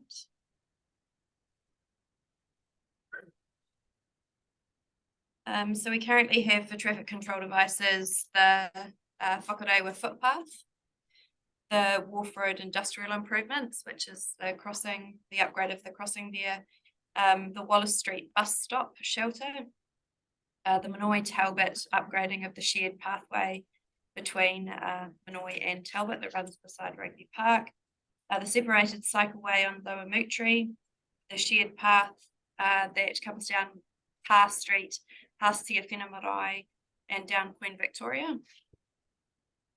And the widening of the corner of Old Wharf Road. And just for the record, Amy, what date does our consultation close for that round? Early November. I can tell you exactly what date it is.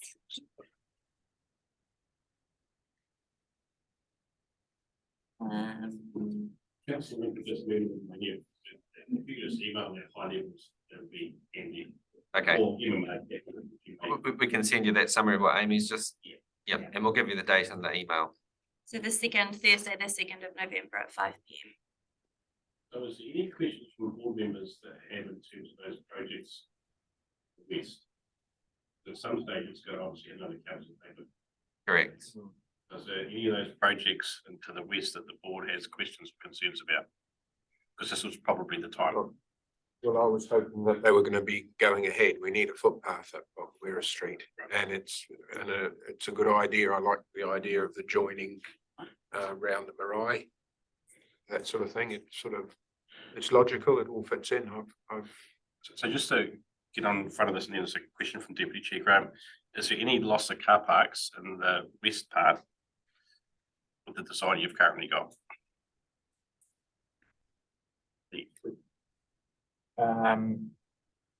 No, I don't think so. We're actually adding parks. You'd be pleased to know. We're marking some parks across the road from the low meter. Just trying to preempt any surprise on it. Deputy Chair Graham. So Park Street would be the only one, which is the one that's about to start work, and but that's pretty minor in terms of lost car parks there. That was in the last traffic device. That was in the last one. Yeah, just going forward, if there's any questions or things that board members can ask before it's done, since the time.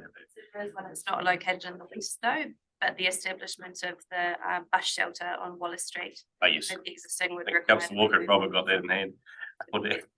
require the removal of 3 parks.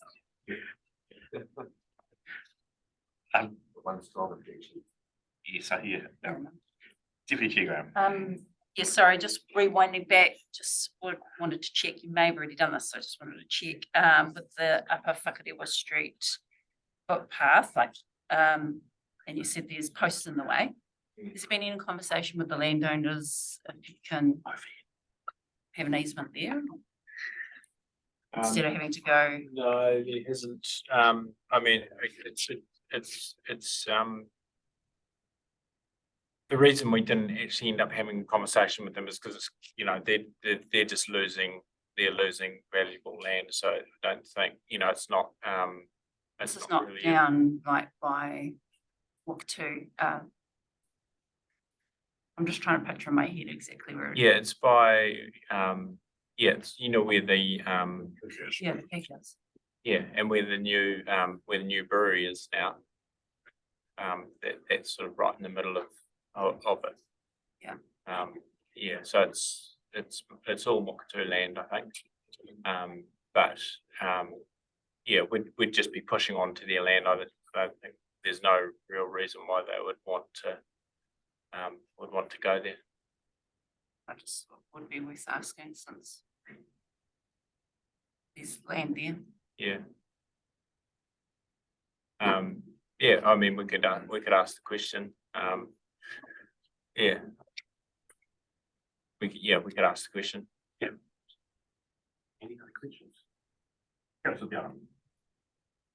If has the design been done from Manoa Street through to Talbot Street? Yeah. Yeah. Any chance I can have a look at it sometime, please? Yeah. Yep. It's been done for quite a while, actually. I think I've seen it. I don't think so. But yeah, I'll send you through the latest. From memory, the last time I conversed with you, you were talking about the lighting. Yeah. At that stage, there was no plans finalised, and I certainly haven't anything come through on my email. Oh yeah. Okay. No worries. Yeah. Take something through. Yeah. The lighting plans are separate because we're doing those basically as a design build from Network Tasman. Because they're so much more efficient at producing the designs. But basically for lighting, it would be low level lighting on bollards rather than full poles. Yeah. It's cool. So is it the lighting that you're mostly interested in? No, I just want to see how you managed to tie the footpath in with the existing stormwater drains that are there. Oh yeah. Well, there's actually a curb and channel. Yep. On the grass side. So, you know, hopefully that acts as a deterrent, people parking on the path as well. And there's ties to the existing. Yep. Just flick it through, it'll be good, thanks. Yep, no worries. Yeah. Yeah, questions? Coming off there, it's like get those designs and the bullet point report for the meeting would be helpful. It's all know where we're at. See what we're talking about. Especially with updates. Any others? Sure. So, how will you navigate the bus shelter sewer plan? I'm just interested. I think we would come to you with some options and ask for a decision. And so for clarity, that's going to be a decision of council, isn't it? Or is it going to be a decision of the community board that you're going to see? we'll have to think about the best way to do it, but we certainly want to get the collective sense of what you guys would like to do. So Deputy Chair Graham's and Councillor Dowell's point is those choices visually would be very helpful in the options. Yeah, we'll take an action to report back on that too. Councillor Walker. So will those options reflect on the previous conversations that we had before around, before this building was built? As in that the bus stop was moved as a temporary measure? I don't think I've ever signed off on saying that that was going to be a permanent position. And so what the chair has raised is that going to come back to community board level, or does it go back to full council? Because we are talking about car parks and we are talking. I think that if we can schedule it, it'd be good to show you guys what we're planning down at the foreshore as a group. So you give your feedback, because that might get some community comments as well. And we could talk about the bus stop at the same time. Then I don't know how we get on scheduling wise. Is that something you'd like to do, is to workshop that without taking up too much of your time? I do. Yeah, and we could give you an update and in terms of showing you some more of the plans as well, and you could ask questions. And we'll program that. But also, so if the bus stop were to move, and it's a bus stop and it would probably affect car parks, that would mean that it triggers the traffic control device bylaw, which means it would go to full council. If I'm right, we're gonna workshop with the board first about the choices, the options, and then if there's a change, then that's gonna trigger another report to traffic. Great. Device bylaw. The question? Sorry. Yeah, hey, I'm sorry. Just a little bit of a sideline question. So I've had residents from Mapua mention about construction over there and it's impacting their wheelchair parks have been moved from outside of, I'm getting back to Motueka, but they've been moved from outside the medical centre to now they're on an angle and it's really hard for them to get out across the road and the medical centre was never consulted. The question is, if we come into a situation like this bus stop or anything where we actually find out actually it's a major problem or it's impacting our community, how do we remedy that? What's the process for us to change it? Or at least get the voice back in to then change it? Are you talking about if we made a decision that was right, this wrong decision you wanted to change? Yeah, like the clock tower. Race Oh, you mean after it's built? So after you've done it or in the process of doing it and then the community going, this isn't going to work, this isn't going to work, for whatever reason. Yeah. How do we remedy that? There's That's quite specific. The Streets for People program, that would be different in its application to change. So is that the definition between the temporary stuff and streets of people and the permanent for transport options? Yeah. Is that the question? One's not. Yeah. But surely the moving of a bus stop, if it doesn't work, is another fault for the traffic devices by order. We need to make sure there's a budget to do work, because that's what it's key. But we have got a regional contingency with this time extension. We have got until June 25 to finish. So we'll have a certain amount of money left in a pool. You know, we'll make sure that we don't run things too tight, and there might be some opportunity for adjustment. So the keep up probably first and foremost, Rob, is good honest conversation with the board in terms of the different options. Yeah. And then for the board to have a really robust discussion about this is when we back and then we share if we've got it wrong. But if the board doesn't get that opportunity with that early look at design and that early conversation, then there will be a different outcome. So I think that early workshop with the boards. And I don't think there's any hurry to get that bus stop to this next council meeting for the traffic control devices bylaw. If there's not a clear consensus and you wanted to push it out to next year, yeah, we can take the time to get it right as well. It probably differs depending if you're in that building or not. But yeah, we take a better decision, probably another month, probably not going to hurt. That you have to acknowledge that if it's creating a health concern and you're putting people at risk, then I cannot sit here and go, it's not urgent, I'm not going to have it addressed in the next month. You think it needs to be moved right away, is that what you're saying? I'm actually more relaxed about it not getting to council now, and it comes back to the board to have it, just because it's been there for a month now in the current stand. But for the board to have an absolute, let's hear the whole story, let's hear all the options, have a discussion before it's quickly ratified, and then we have to go back and change something that should never have been. Because it must just be temporary at the moment. I think that's more an operational matter than our project, so. I think it's part of your project that you've inherited, unfortunately.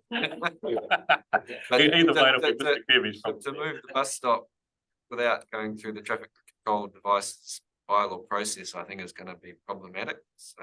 No, I get that, but rather than to have it in the report to council with the bus stop there and the bike shelter, wherever it is, let's have that conversation here, workshop it, and then if there needs to be a change, that can go into a report. Because is the other one, is it currently temporary or is it a permanent bus stop, Mr. Kirby?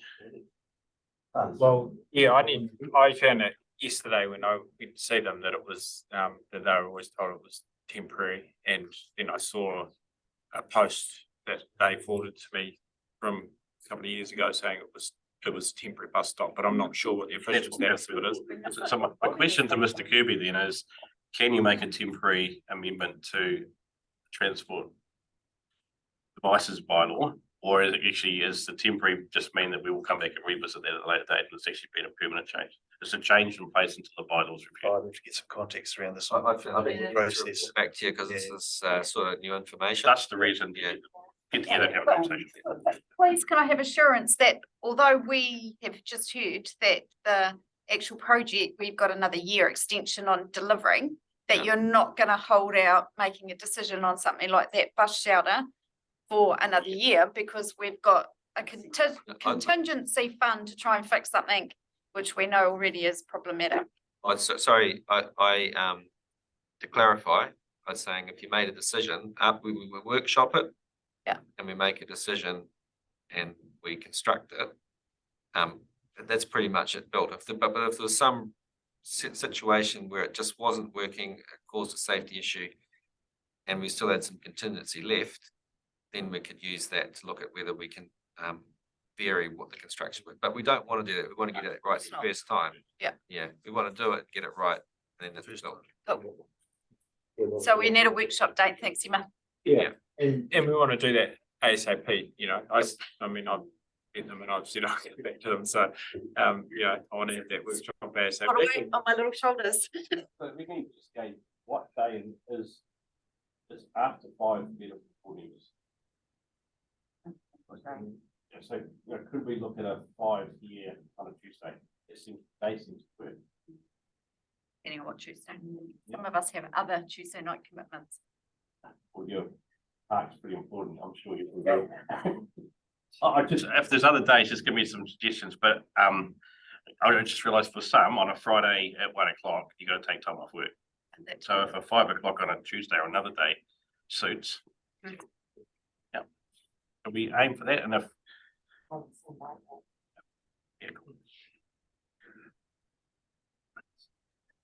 Alrighty, and I guess just the probably would be helpful for that is if you've got that information prior, if you could just send it out and we can have a look at it so that we can come here and have a discussion rather than have a presentation and go, oh, we're going to digest that now. So, you know, it's a couple of days like earlier. Absolutely, yeah, I'll make sure that happens next time. Right. Going forward. Good. Yeah, no other questions? Right, thank you. Thank you, thank you. Thanks. Just trying to get to with it. Will you join us for that, Mr. Kivy? Okay, item 7.2 on page 22. So there is some updates to this. So number 3, I've had feedback from Democracy Services that they don't have the gap in all the work that they're doing currently to workshop another one. So it'd be up for the board to workshop a draft policy and any changes to the special projects policy. So the feedback is that they've got a range of feedback from both boards. Oh, sorry. Can I just acknowledge Board Member Knowles, and if you want to join the round table, right? Sorry, you're hidden by name. If you want to pop up to the round table, feel free. So the advice is if the once the draft policy comes out, then the board can facilitate their own minor tweaks or tweaks to that policy, but to have them come and workshop again, it's not likely in that timeline. And I think there's been an email come through somewhere that Mr. Drummond suggested a tag on out to our next community board meeting for the finance policy review. I've got to say out of 4 is the handy stand on the skateboard by Board Member Hughes was outstanding, down to the point that even Councillor Shellcrest was really impressed going, I don't know how he did that. The skateboarders were impressed. But yeah, thank you for those that also joined in that day. Thank you, Councillor Walker, for all the sausages you cooked. But it's, you know, every time I go there, I have to go the long way now to have a look. There's always people there. So what an investment. Just acknowledging the Motueka Positive Aging Expo. So that was the first for Motueka, and now I believe it's gonna alternate between Richmond and Motueka. And again, Councillor Walker drew the raffles and I didn't win a thing. Yeah. Right, which brings us to item 6, which will also address one of the public forum bits and pieces. So when I read this, when I wrote this was the best advice I had. Board member Graham has a copy of an email and conversations I've had with LGNZ, which I'll forward to board members. So LGNZ's advice and our internal democracy services advice differs in the fact that LGNZ absolutely agree with the statement made in public forum that the 2013 adoption of the code of conduct by the board then wouldn't have effect or impact on this current board.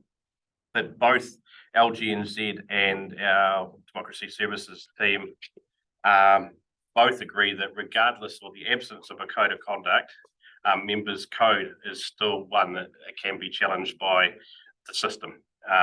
So that the process of challenging that they believe does exist. So in terms of the detail of that bits and pieces in the email, so absolutely section 51 of the status of community boards, it's an unincorporated body, it's not a local authority, it's not a committee of council.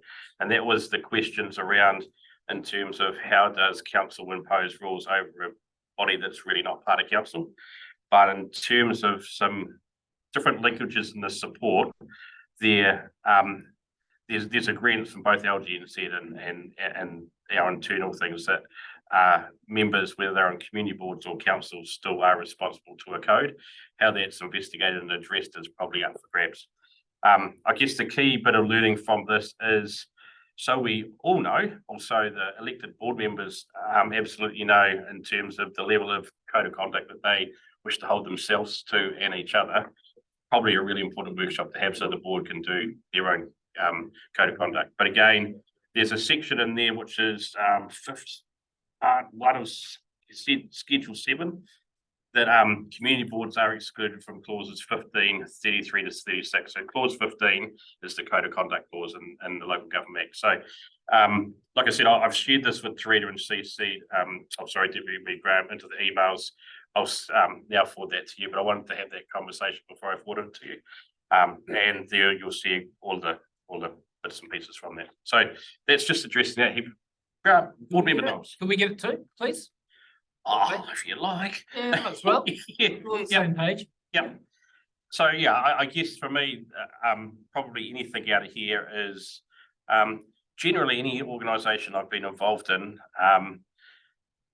your peers hold you to account higher than anybody else. So I think for the board to come up with their own code of conduct for all of us be helpful. And there's some LGN's templates and there's some other bits, but so I'll push to see if we can get that workshop done. Any questions for me? What maybe yes. So the workshop code of conduct, but I feel you've gone slightly beyond that.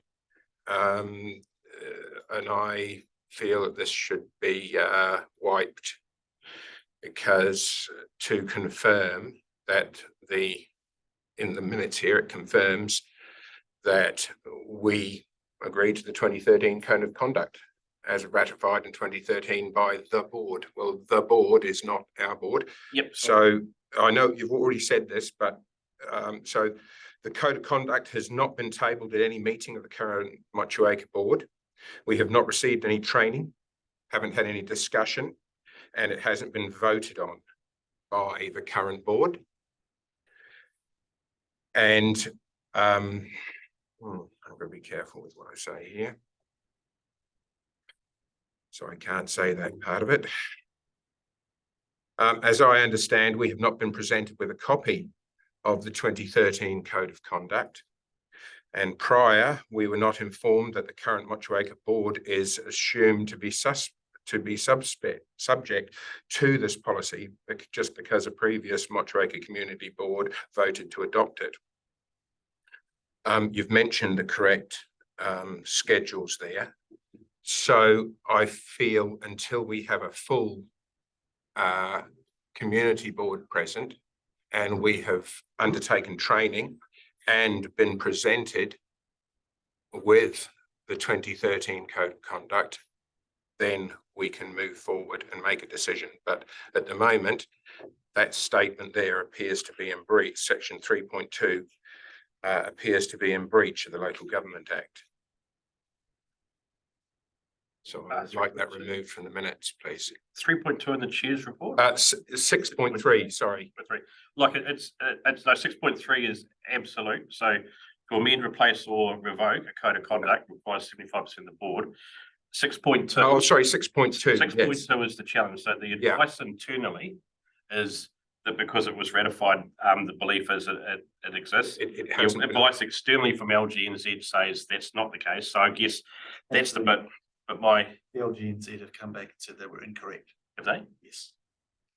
Jenny's just informed me saying. I didn't. Just been, he's admitted that he was incorrect, his advice. So let me follow that up because I haven't had that. So, but the bit I do want to take away is regardless of code or no code, there is an expectation of behaviour. So in my personal view, I think to adopt a code that we're really clear of, because I actually struggled to find the 2013 Code of Conduct as well. I had to get it emailed to me. I couldn't find it anywhere. So I you know, but yeah, the bit I keep coming back to is I guess in any public role, we're under more scrutiny than the normal person. And so and I'm not saying anything about any personal cases, but one should hold themselves the most accountable. And sometimes that might mean getting close to breaching a code of conduct because, as it was also pointed out in public forum, is the board's role is a heavily strong advocacy role for the community of Motueka.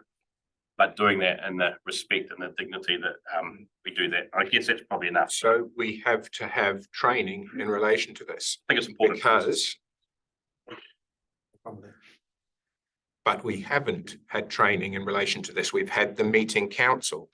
Yep, correct. Yet, community board members can and maybe are being held to account for something that they haven't signed, haven't been given a copy of, and haven't had a workshop training or anything. Anyway, and I'll get I'll get the updated advice from LGNZ because you know it's a little bit disappointing because LGNZ's role is to support elected members, and the conversation was between the deputy chair and I and LGNZ, and I haven't received that email yet. Nice. So, but anyway, that's something I'll follow. The problem that we face here is the removal of the rights of free speech under this code of conduct. So it is clearly laid out in the Human Rights Act. Because I know we're going to quickly go down an individual circumstance, but I think that the key part of code of conduct is the manner in which we interact with each other and council as a whole, and how we do that, and how we take responsibility for our actions, and how we're all held to be there. So being told a matter is closed, simply closed. This isn't closed. So I'm picking up anything from this is absolutely there's well around this to workshop a code of conduct for the board, and the board will. So the 75% notified that we have not signed, we haven't been given a copy of. We can note that. We can note that. Yep. This is most important. Happy to note that. It's most important. Can also say that through you, Mr. Chair, that freedom of speech is qualified with all sorts of factors, but it does not mean that people have a free range to abuse others. No, correct. Correct. And we're going to move on from there because you know the fair comment is to abide by something. If I read it, can I understand it? So I was part of the board in 2013 that ratified the 2013. I had to reread it to read it again. So I guess we don't realise how important those things are until we need to use those things. Yeah. Can you just clarify what's being noted? Right. So hopefully what's being noted is there's two sets of advice. We just heard from the meeting that LGN's advice initially to me was incorrect, but we'll seek to do that. But that advice was also to me. Yep. So we'll clarify that, and that the current board hasn't been given any training on the 2013 Code of Conduct. Yeah. And that's I'm sure that we want to workshop that and start work around a code of conduct that the board will sign off, which will require 75% of the board. Yeah, so making it really clear that the board has not seen or done any work shot on the Code of Conduct 2013, that was not ratified by this board, it was ratified 2019. Oh, yes, yeah. I don't know, if it wasn't 2019. There was two people, you and someone else, but nobody from the 2022. Okay. Down. Oh, yeah. That's all right.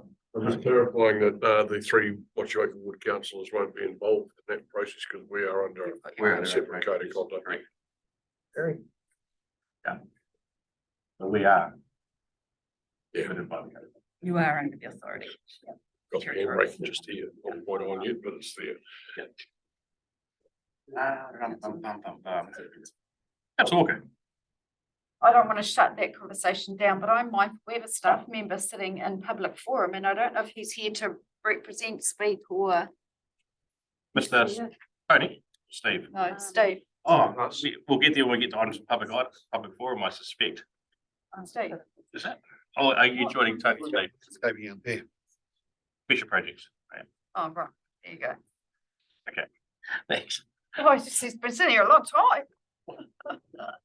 Yeah, so happy where we let it put in views? And that being noted, yep. Is it clearly noted? Okay, items of public forum.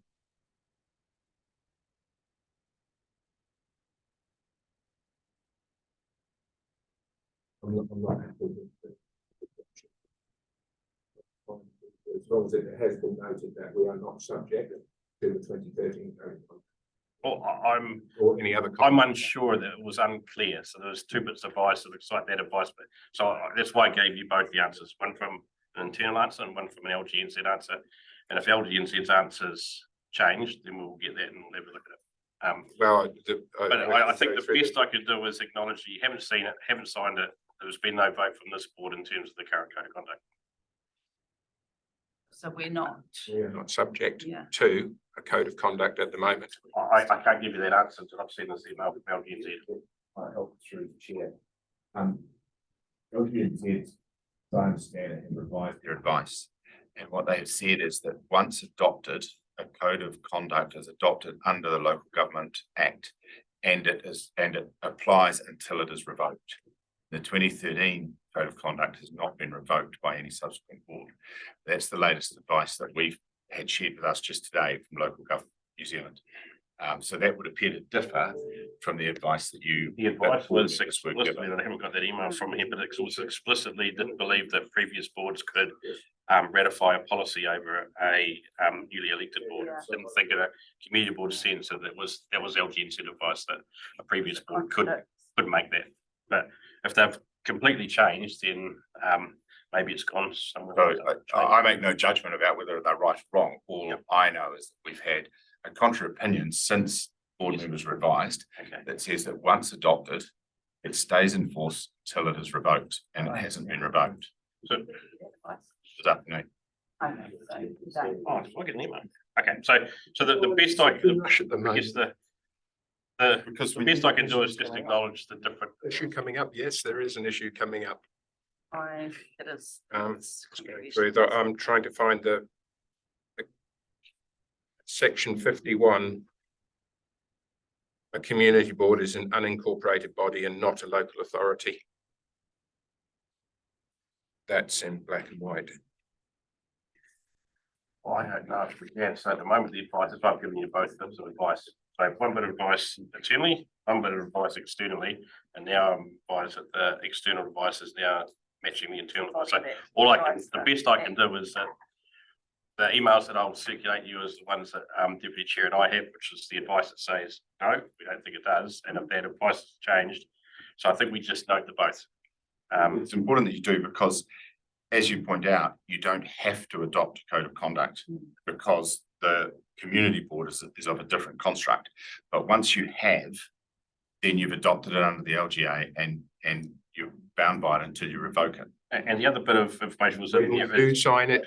So the other bit of information there was you didn't need a code of conduct to be investigated for a breach of code of conduct. The code of conduct existed there as a framework to give you a clearer parameter. So that was from LGNZ saying you didn't need So if you were perceived to be breaching a code of conduct as an elected member, without a code of conduct adopted, they can still investigate and undertake that. And that was LGN's advice. Okay, noted the differences, noticed that there's going to be some more information coming. And public forum? No, that this is a different community board. Yeah. Of which 2013, who was on here as community board? Can I just give you a thing on that? Same with council. It's still the same council, it's still the same community board. Just get different things. And that's the challenge bit, is that community board isn't part of council in that formal structure. But anyway, it's raised. We've got different advice, and we'll continue to navigate it. With the chair, if I may, we're presenting to you the information that we've been given in the good faith that we received it. Yeah. This is not us trying to be antagonistic. No, I would certainly not, no. But What we're doing is presenting to you the information that we have received to try and bring some clarity. There have been two positions that have now been presented to board members, one that we've just talked about just now, and one that the Local Government New Zealand have previously advised to you. I'm certainly not an expert in the legislation. All I'm doing is presenting to you the information that we have got. I think so, and we'll have a look at it when it comes, but Thank you. Thanks, Steve. So items for public forum, we're trying for the third time. The fence, did you want to elaborate on the fence, Mr. Kirby? Because I said that you'd get to speak to this in an hour and a half's time. It's now 2 hours on, but we now know it's coming down. Well, I found out the reason why it was installed is that one of our staff, as you're aware, council's been looking at all its facilities to make sure from a health and safety perspective, not only for staff, but for the public, that we have got equipment that's safe and healthy so that people don't get hurt. So when the wharf was notified and the loose blocks and everything at the end of it, comment was made, well, who owns the wharf? And that's still not been clarified.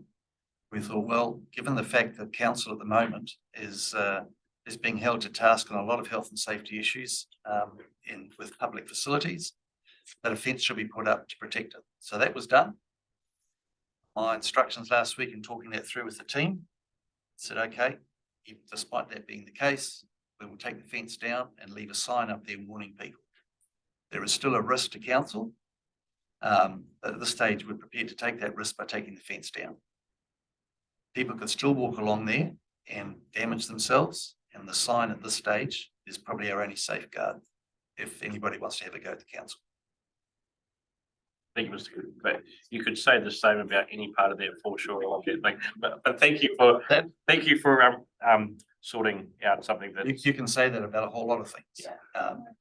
But it was just a risk. It was a decision made by council staff at the time because there is a health and safety risk at the end with loose blocks, loose bricks and the like. And the last thing we want is for a child to walk along there, trip over and hurt themselves. And the other part is, I have no idea. I don't know if Steve's got any idea what the process would be. What was the conversation? So, Keep Motueka Beautiful alluded to that there was potentially a group setting up and some work being done. Mr. Forey asked, what's the protocol from now on? What is the process for the restoration, I take it, of the historical wharf? Do you know? Could we have a report back for the next? Perhaps I'll ask Steve Richards to comment on that. Thanks, Steve. All right. Yeah. Okay. Thanks, Steve. So we've just started to look at it because it's something that keeps coming up in conversation more and more. There has been some offers of money from members of the community. We have got a restoration plan, but it's quite out of date. Well, it was done in 2011. So we need to look at whether it's still valid, and I suspect it probably is. So we've had it priced. We had a price of that restoration plan done. It was actually 3 years ago now. And so that's really, I think, our starting point is to find the funds to implement the plan. It's an archaeological site. It's a pre-European archaeological site. It's a European archaeological site. So Heritage New Zealand, the archaeologists, our iwi partners, and Heritage New Zealand, obviously are all involved. There's multiple departments at council that are involved. There's questions over its ownership. So it's like a really complex project. But I think the starting point to answer your question is really we need to see if we can obtain the funding. So we've got an estimate of the cost to restore, and that was nearly $200,000. It only actually needs about 25 cubic meters of granite. And we did look at getting that from a quarry in Marahau. And so like right now, I don't know if that's still available. So it's not a large amount of granite that's needed to do the job.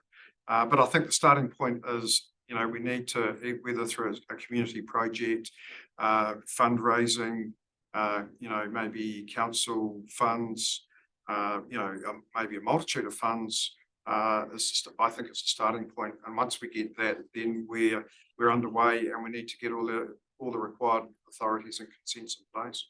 Actually, carrying out the actual work will be the easy part and only take about 2 weeks. But the rest of it could take quite a long time to get to that point. Thank you. Okay, thank you. And we're going to come to the RFCs in the other report. Dr. Mitchell's around the development meeting. You want to add anything to QB? We did have, I wasn't sure what the forum person was actually pushing on, but RFCs are done by ward. Development contributions are also done by ward. They used to be done by district. And then I think it was Audit New Zealand, one of their audits, basically said, well, can't do that by district, you do it by catchment. And so the DCs are now done by ward as well. So in effect, what you're saying is if you click DCs in a particular ward, like Motueka or Richmond or whatever, you can't spend them elsewhere because the people who built their houses in Motueka, so they've paid a DC, so perhaps you should be invested in the growth of Motueka, whatever infrastructure is required, rather than be siphoned off elsewhere. So, so that change was made, I believe, about 6 years ago. I think that's correct. And so I think that's answered the question really in terms of, I mean, we're reviewing it, we review it every 3 years as part of the long-term plan. And we review all the projects that are included in it that are required for growth. Because those things do change over 3 years as demands come on board. What we can't do is spend development contributions on something that we haven't identified in the growth program. So that can be a challenge sometimes. Yeah, so I don't know if that answers the questions. So the ability for council, if they decide to change RFCs or DCs back to district, does that exist still, or is that? Because there might be two different answers. Yeah, I'd have to refer back to Wayne and the team on that one because I know they're the ones that implemented. But if audit required us to do those changes 6 years ago, I don't think much has changed in the legislation to change it back again. So in that, just if that's just an outcome from an action, yep. And then if that could get CC'd to Mr. Mitchell, that would close it off. Just so we review it every 3 years. It was changes were made in 2017. And is there ability to look at district-wide allocations of DCs, or do they have to be still by ward? I would say at this point in time, it still has to be by ward. Yeah, it was the advice we were given. Yeah. And then the next one related to the code. Oh, sorry, Councillor. Yeah, I was just going to use my rusty old memory because I was back on community board then. I remember having a conversation with staff and I was informed that it was legislation that changed that required that to go back to ward. Could be. Not aware of that. Just trying to remember who told me. It might have been Mr. Bush King, I think. Told me at the time. Might have been too. Yeah. Cool. And then, Mr. Chief, there was the code of conduct. Mr. Williamson, good question. I don't know. How high can Councillor Walker and I were there on Friday and commented about all the treatments of the big tree. How high can a tree grow, Steve? This is the ones in Parker Street, the 2 twin oaks protected trees. So sorry, are they oak trees? Yes, like twin oaks. The big ones that we've built the path around the outside of. in Parker Street. I just can't, I'm sorry, I'm not that familiar with them, but what are you saying? They're 35 meters high. He's here 35 meters, yeah. Oh, so that's probably, they're more than teenagers. They're probably pretty mature. Oh, they're old trees. Yeah, they're not going to get much bigger. Oh, Sorry, what was the question? so the risk of branches or something falling on neighbours, how high do they grow? And I guess the other part is, if they're heritage trees, then they'll be in a schedule of being assessed by the arborist. Yes, all our heritage trees are well managed and they have, I think, I don't know what the frequency is, but they have, program maintenance inspections and reports written. And so it's more about tree health than tree size. So if it's in good health and is well managed and we're obviously inspecting it, we shouldn't be too fearful about the size. And I know averagely, like my experience working in parks and reserves, that people do become fearful of trees because of their size, but it's more about health. Okay. Maybe an action for somebody in Parks and Reserves is, when was the last time an arborist report was done on the 2 trees in Parks? Yeah, well, I can report back on that really quickly and easily. Right, thank you. Okay. Thanks, Steve. I would add to that too, that they will do check them to make sure there's no kind of loose branches. If we end up with a strong wind, we can't guarantee. So strong winds, and we've seen around the country at the moment, trees taking out power lines and everything. We encourage people to stay away from trees. So where does the liability lie if the trees that are in are protected with historical trees, and big wind comes and big branches fall on houses? Is council liable? I know. There's been some case stuff in Nelson, remember, a couple of years ago. I just can't remember how it landed. Maybe it's a heavy, following the schedule. Okay, all right. Okay. So we'll find out when it was last done. Update of the Motueka pool. There's no update yet. No. I think that's. Hopefully there will be an update after tonight. Okay. I think there's anything else on public forum. Code of conduct. Yeah, I think code of conduct. Yeah, which we picked up in the chair's report. Yeah. And the responses back to our public forum speakers. Oh, yeah, so responses, and it's my fault, everything's my fault. My understanding is that we're moving to responses from democracy services, and it's a bit unfair because we don't have democracy services. We have Emma that does a whole lot of jobs, but in terms of responding to public forum, that's where those high level thank you. That's Mr. Mitchell, the review of the DC. So basically just a response to the action list that we put through will then get sent out to those people. Because that's what happens in every other standing committee, isn't it? So Christine doesn't respond, Chris doesn't respond in regulatory operations. So if you're here, you'll get to hear what we know. But in terms of the follow-up, board will get an answer from the action list that that'll get also sent to the person who's asked. I guess board member Armstrong had sort of set that up this term. That's because one of our values was around communication. And then when I was chairing meetings, I was trying to do that as well. So I thought it was a nice touch that it did come from the chair. And because we're a community board, not it could come from the chair of democracy. There's a danger in going beyond the answer. Yeah, but even an acknowledgement from the chair. There's a danger if I probably have in the past 6 years, written 3 other lines in there that none of the board members have been aware of what I've written, because it's not factual in terms of here's the when was the DC policy last reviewed? Can it be used from district and ward, or is it just either? It's a really simple factual response. But I can't think of any other council committee that does respond from the chair. But to be fair, that doesn't mean that's a good thing that the other groups, like operations, for example, don't respond. Yeah. I don't know if we should make a decision based on what happens over at council.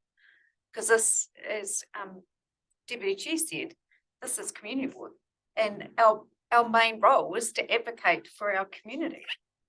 I guess it's more complicated than me and the chair, because it's seen as not only the community board chair, but as a councillor. So whilst you might have to put your name to it.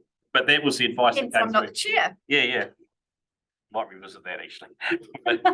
But yeah, like if the board is absolutely dead set on that getting done, then I can do that. But that's where it was 2 or 3 meetings ago, and then we've had a change because I think it actually happened on Emma's way. And that's a bit of difference, is that, you know, that's another plus for Emma rather than in the democracy services team. That's probably short to put somebody here for it. Board member Armstrong. Thank you, Mr. Chair. Yes, I did. When I became chair at the start of this term, I had picked up on discussion that had been going on for at least 6 months from vague memory in last year of some people complaining they weren't getting any feedback, and some board members around the table, like Councillor Walker, saying at least the courtesy of acknowledging that they came in and made the presentation. And I was working on that theory. I can drop in one anecdote on life. I can't remember who it was. I should be able to. That I did a response to, and that person wrote back to me saying, "Well, thank you for that acknowledgement. I've done these sort of things before, and I've never had a response for them, and I appreciate that." So that was my experience of it. I think it can be done without going into a great deal of detail, just at least to acknowledge, and if something clear, simple came back. So I don't know, just simple things without getting into detail. Sure. Follow it up with, if you want to know more about it, get in touch with you, something like that. I think that's worth doing. I recognise it's a bit difficult for you as a councillor as well, and the busyness that you had compared with the amount of time I had. But I still think the policy is a good one. I agree. For what it's worth. You're the chair. Well, and I guess that's where that's the advice I've had, is that it's democracy services that do that role. And so that's. As long as someone, democracy services is doing it. Yeah. I think that democracy services is doing it, as long as it's going out shortly after, it's just another job. He doesn't think that, it doesn't look like that's an option. Emma and I have a conversation. Okay, anything else from public forum?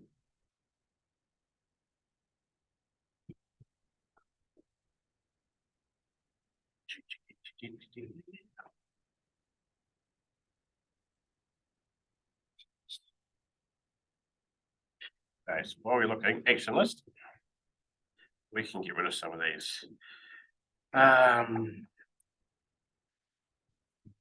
I'm just waiting to see if there's anything else in public forum now on the action list. So on page 25. Yeah, it's still the report. So the Walker playing fields, can that come off? Is that done, dusted? That, I think from our last meeting, we talked about leaving that off because it's with staff. I don't know. I don't know, so yeah, so yeah, in an earlier meeting, we said to remove it after the last meeting as an ongoing action with staff likely to come back to the board for special project funding potentially. Okay, so come off. Yep, so we'll clear off. Next one. That one's also an amendment. So that's just the figures out of the quarterly regulatory report, isn't it? Yeah. So that's just an ongoing, I guess when it becomes normal, they can drop off, but it's just the stats out of the quarterly regulatory report.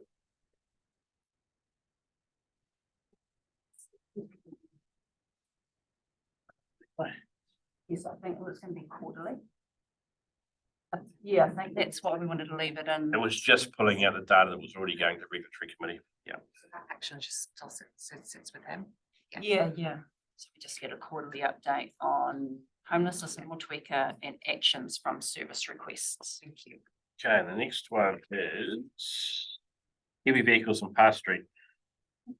Claire, I remember Hunt was going to do that, but that's why it's sitting there. Next one's complete. Next one's complete, which is the Complete, can't be. Got it. Can't tell Motueka Park. I don't think it is it? That's the one with John with Ference for the library plaque. So the offer was that they're going to do like the plaques they're getting done in High Street. They're going to do an extra one for Edward Ference for the library. So our team we're going to arrange the research and get that, and then Mr. Red was going to fund it. I believe that, and talked to Claire, but she ran away. I believe it is a design for it. Yeah. And it's in Okay. design phase. So maybe we take it off when it's up. Yeah. What's John doing the Kia starter group with the library issue? It's probably ongoing. Is it Councillor Walker? So there's probably an ongoing question about where Kia Sato display contract agreement.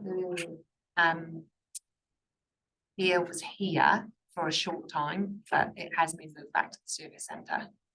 So it came here when we had our visitors, and it was on display prior to the Kia Sato crew coming to visit us, and then they've been away, and it's been, yes, waiting. So you'd like to ask for 2 minutes. Yeah. Well, we've got the stuff. So is there a follow-up action from that in terms of the request is that it's reinstalled on a permanent basis at the Motueka Library? Well, I guess you have to work out, is the library the correct location for it? Because the sister city equipment that we've been gifted for Richmond is in the service centre over there. Not in the library. So I guess that was part of the, yeah, it's on display there in cabinets. So I guess that's part of that dialogue that I thought we were gonna come back with around where is the appropriate place for it. Is there any room? So there's changes. So it's a tonga that we have that we've been proud of up until we moved into this building. And then it got left on the old site and now is not on display for anyone to see except the staff that have access to the room to work from. That's what the concern is from Kia Sato. So where's the public display of Kia Sato stuff going? Yeah. So where is that going to go? From John? I'm sure John will pass it to somebody.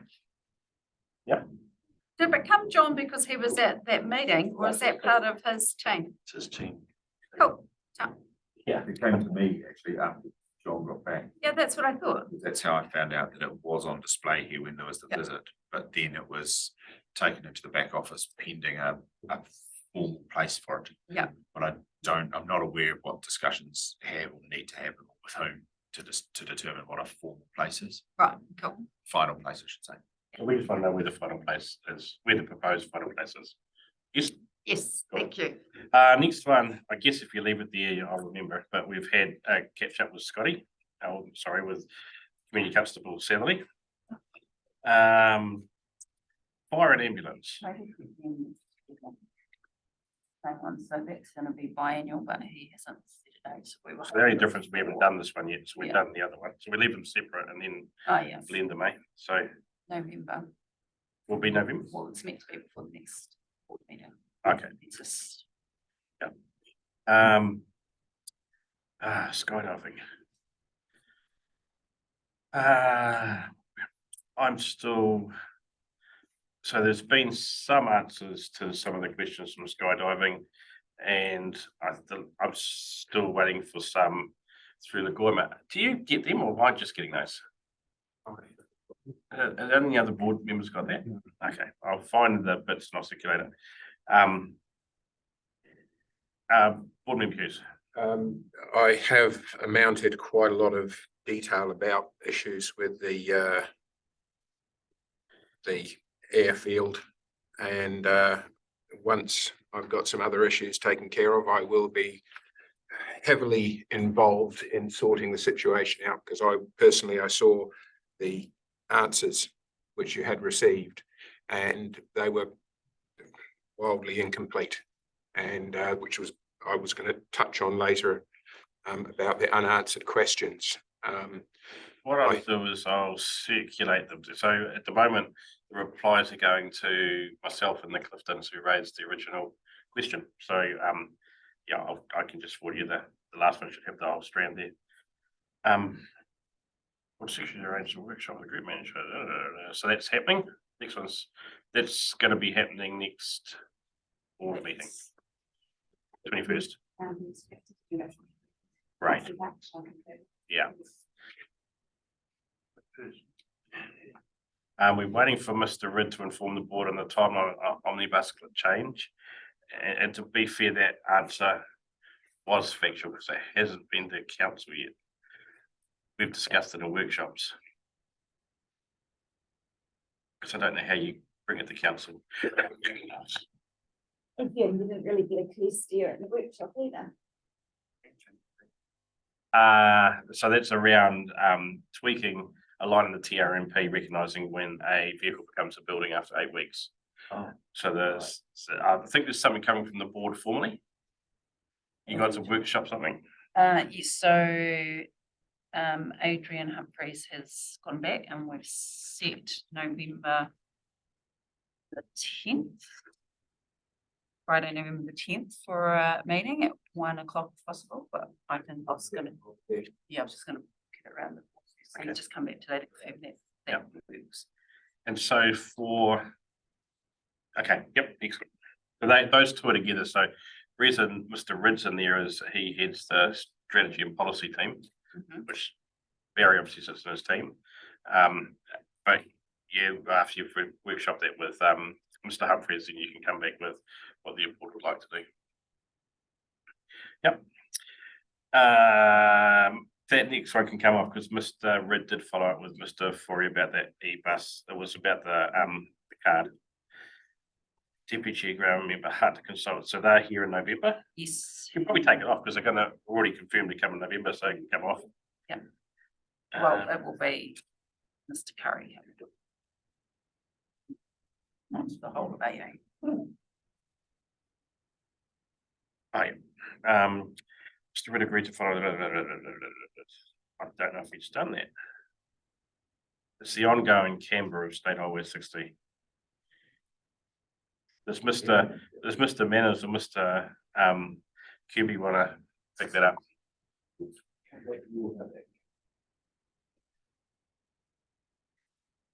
I wouldn't need to be doing something about it. Normally, if it would have been in the action list. Yeah.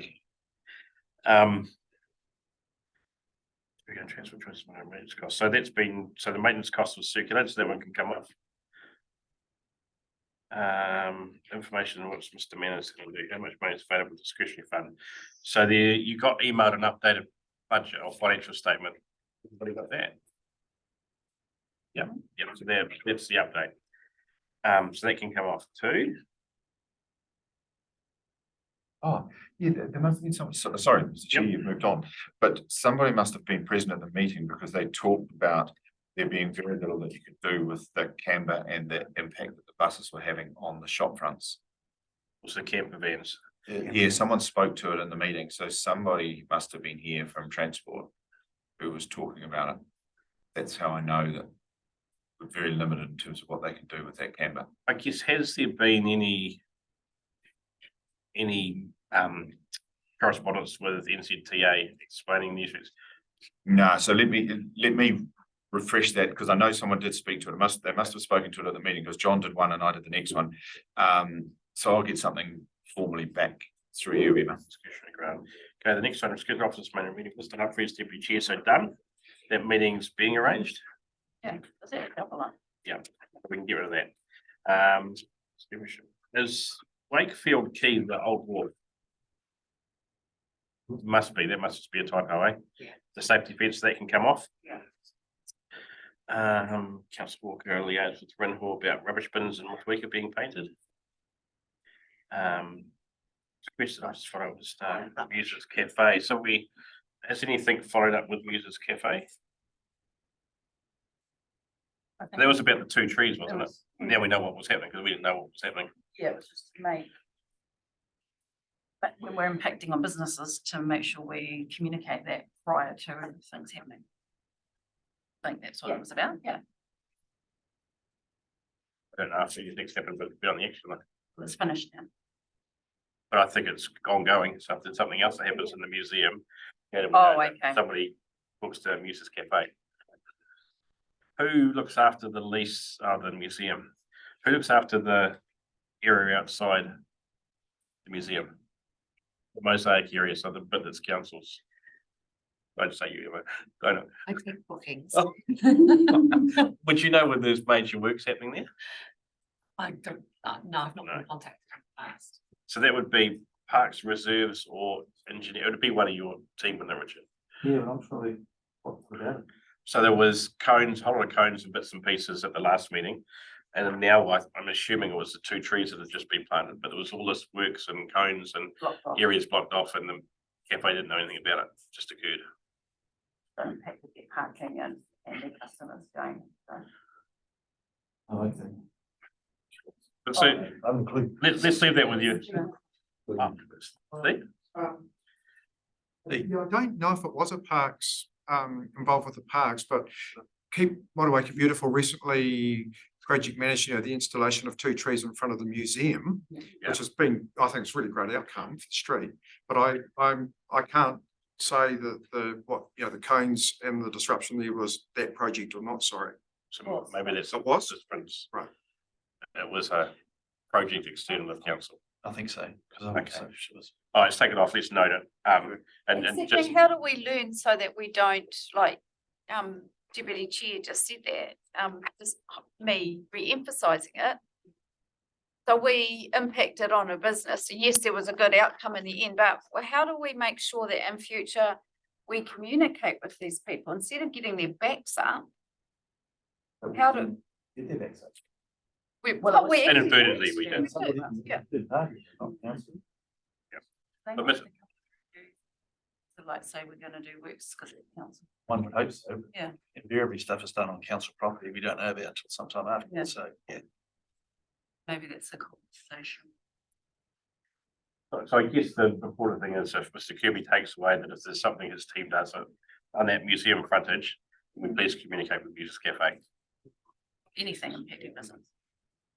Sorry, Tony's talking to you, but I think it does raise quite an interesting issue with council when we are working with either subcontractors or other community groups, and in this case it was Keep Motueka Beautiful, and these other groups sometimes take a bit of a lead on these projects. It's maybe it does expose us to a little bit of risk with maybe this sort of type full consultation maybe wasn't quite good enough. I don't know. It's just it's good learning, I think, for next time. Yeah. So I think it's been heard.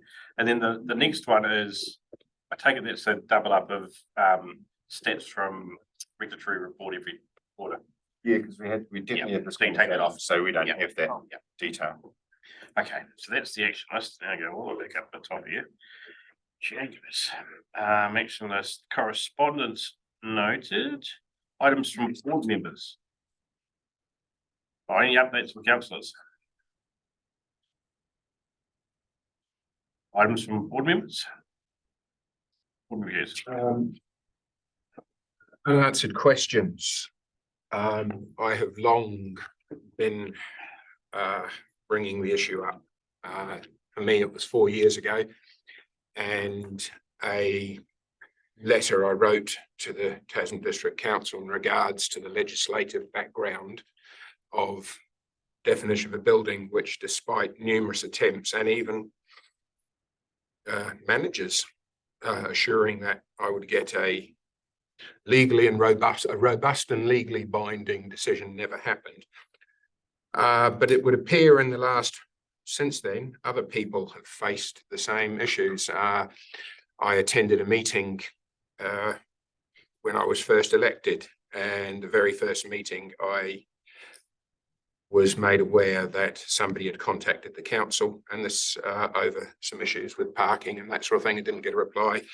Ongoing you see stories in the paper, even there was over the tree issue when we were cutting down the trees. There was a sort of a complaint from a school pupil who'd said they'd written to the council and never got a reply back. So it seems to be, it doesn't matter what the subject matter is, that every now and then the issue of unanswered questions comes up. We have one just at the moment with the chair, that a question has been put forward to the council. So just to correct that, so that's not entirely true. It's very slow to get an answer. So it's not unanswered, it's back in the Goima.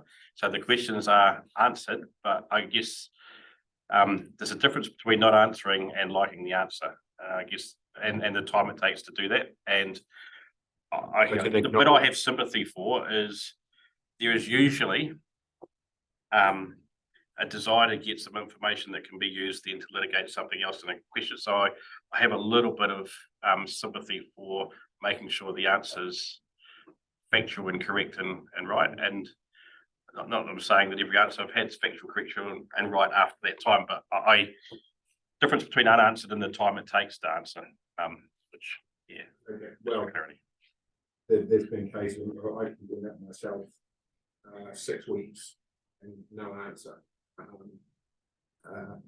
So anyway, it appears that there is an issue. I can provide evidence of this.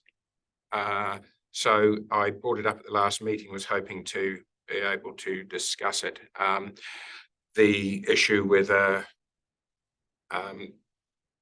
without saying the name. So somebody contacted us in relation to writing to the council in relation to enforcement, and wrote some very good questions, which we all thought would get answered. They didn't get answered. And I have clarified with the lady, and she never got an answer in relation to those questions. And that, as a direct result of those not answering, it snowballed into now threats of a court case. And this all involves ratepayers' money. And I think we need to look more closely at these issues and monitor our service provider slightly better to ensure that people are getting answers to their questions I understand sometimes with being busy, but certainly even an acknowledgement that, and we will endeavour. So I can provide you with, you actually already been copied into one of those a long time ago, you know what I'm talking about. So we do need to discuss this as a board, I believe. It's very important because these are affecting people's lives. This isn't the footpath's cracked and no one got back to me. These serious questions in relation to how people live. Thank you. Anything else? Just following from board member Hughes, and I'm not sure if it's the same person or not, but I've also been in correspondence with someone that requested information or a couple of questions 31st of March, and they still haven't had a response. And it's impacting their health, which we did raise at the last meeting, but we didn't get into discussion about it. So is it Not sure it's the same. So if it's something you want to follow up with staff, in case. You want me to? I believe we should have a discussion about it, in general, because we don't want to get involved in specific cases so much, and it's more of, we would like to find out from council why they choose to ignore emails. I have a news report which from up north of council, where it appears that they have some sort of how would you put it, for want of a better word, they have a directive to leave it up to it becomes to a litigation point. But I'm certain that wouldn't happen with the Tatham District Council, being as transparent as we are. Like, I'm aware of two that the answers have stopped because there is now legal proceedings, and you're pretty hard pressed to go anywhere with that happens. And obviously the one that I received information very slowly on. But in fairness, those although it's slow, that's getting answered. And I just wonder if you wanted to follow, if you CC'd into one, if you wanted to follow up with the staff member. Yeah, about whether or not, and if you do get it's now entangled in illegal, then you're going to have to decide at what stage you stop or. I guess my question is, not finally going off what Board Member Hughes was saying, is if it's now tied up in a legal matter, but the answers that were asked way back hadn't been answered. Then, you know, that It if could they have were put this off, it could have answered, put it this might great have big mess. It could have been with a little bit of, how do we say it? Could have. Well, that's me, we could have, the answers could have been provided, there we go. Yeah. And then that there could might have been a clarify the completely different outcome. Yeah. So how does that work then? I'm not sure. We're stepping around not wanting to specifically talk about anyone, so we're talking about this. Well, there's a number of, oh, sorry. Yeah. There are a number of cases and they're all different where people have asked questions of the Tasman District Council and they have not received a reply. Sorry, Barry? I was just going to comment about the school person who wanted to know about the trees on High Street. From memory, I thought it was put to Waka Kotahi because that was their job, not council's. So I don't know whether, obviously Waka Kotahi didn't respond. And no, that was in, they had said that they had contacted somebody in council that I saw. So what I think what Councillor was saying is They might may have have sent contacted that as well, but I the story I thought from memory the council officer had sent it to Waka Kotahi. Oh, okay. Which I guess just close the loop, And which they comes obviously back to the tell them, communication. yeah, school because if person that that's they had. happened, So same. that's happened, then the staff just need to respond saying, we've sent it to NZTK. So that closes off the TDC loop on that one. It's just the comms. Making it really clear. So I don't know how to go back to that one. I don't have an answer. So the role of the board is absolutely one that can advocate for the community. Sometimes the outcome of that advocacy mightn't be the outcome that everybody wants. And I can certainly remember a couple of instances where two members around this table got a knee-deep bite and went, oh my goodness, we had nowhere to go.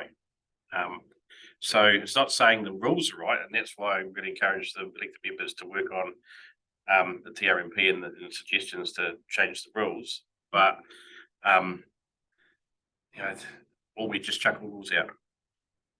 Well, no, You know, it's a great argument. Actually, we side with you and actually understand how you got here. The rules are here. You know, that's a bit so.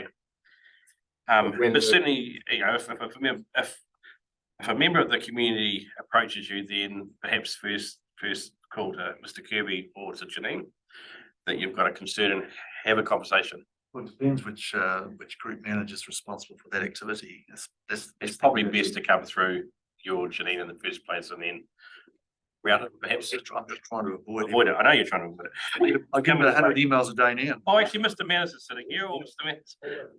But it is absolutely your you know, you're right in fostering that relationship with the team at TDC to ask a question, but just you know, you might not like the answer, I guess is what I'm saying. But absolutely, if somebody comes to you and wants help to get an answer, absolutely. Yeah. I guess the team that we use to formally track stuff is the Lagoima team. So that when things go to the Lagoima team, it has a process that surrounds it that involves a number of steps. So if a question hasn't been answered that's gone through Lagoima, it should be an awful lot easier to trace that question and whether or not a response was provided and so on, right? If something goes to either an individual member of the team or it gets through a service request, it goes to somebody, we might not have visibility of it. And I'm not excusing a lack of response at all, but sometimes people forget or the information doesn't get through.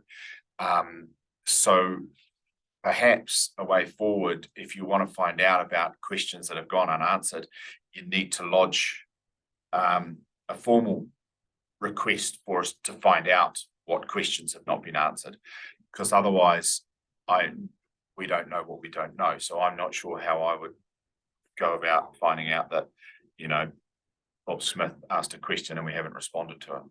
But again, without going into specifics, it's difficult for me to say. But the only way we can respond to the question that you're posing around the table now is if we're formally asked to do something about it. And sorry, Jim, I can't speak highly enough of Lagima. They're the one group of people which one way or another definitely do respond. For my own personal, yeah, they've been great. But yeah, I know who isn't answering the questions. Right. Okay. So we will take that up. Just to close it off, is that I might have two now. Two staff members who work for council who've come with a little challenge of their own personal stuff. They instantly go through Lagoima. So I can tell you the system treats everybody the same. And I think we had that conversation. Yeah. And that didn't matter if I asked or you asked, it was the same process. So there's some fairness in a slow system. There's not a lot of special treatment. It is what it is. And from the and then ultimately the bit the board needs to consider, and I guess it's a question that council won't want to consider, is could get you quick instant answers if you increase the team size. You want to pay for more people to answer questions. That's the challenge. I wasn't asking, we're moving. Anything else from board members? Anything else from board members? No, not for me. Board chair moved his report, seconded by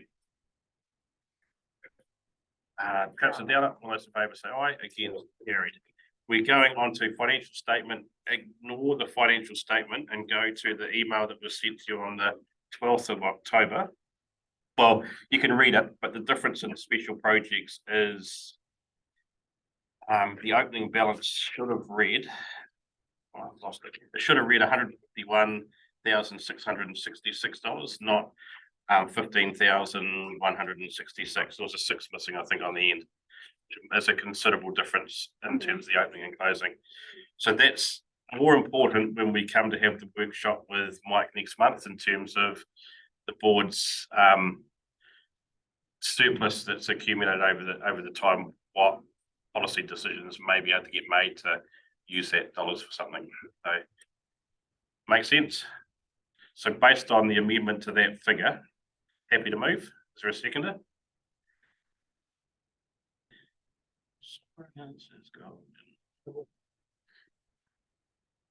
Yeah, thank you, Della. So you're noting that on page 33 of your agenda, see where it says special projects balance brought forward from 22-23 should read 151,666, $151,666, which changes those figures. Yeah. So with that amendment moved by me, seconded by Councillor Downer, all those in favour say aye. It's carried. Right, here we go. Special projects. Can we, is there anything on there that anybody wants to update? So the skate park's done, it's done, it's coming out. We're gonna pick up bush and accessible playground probably in the next part.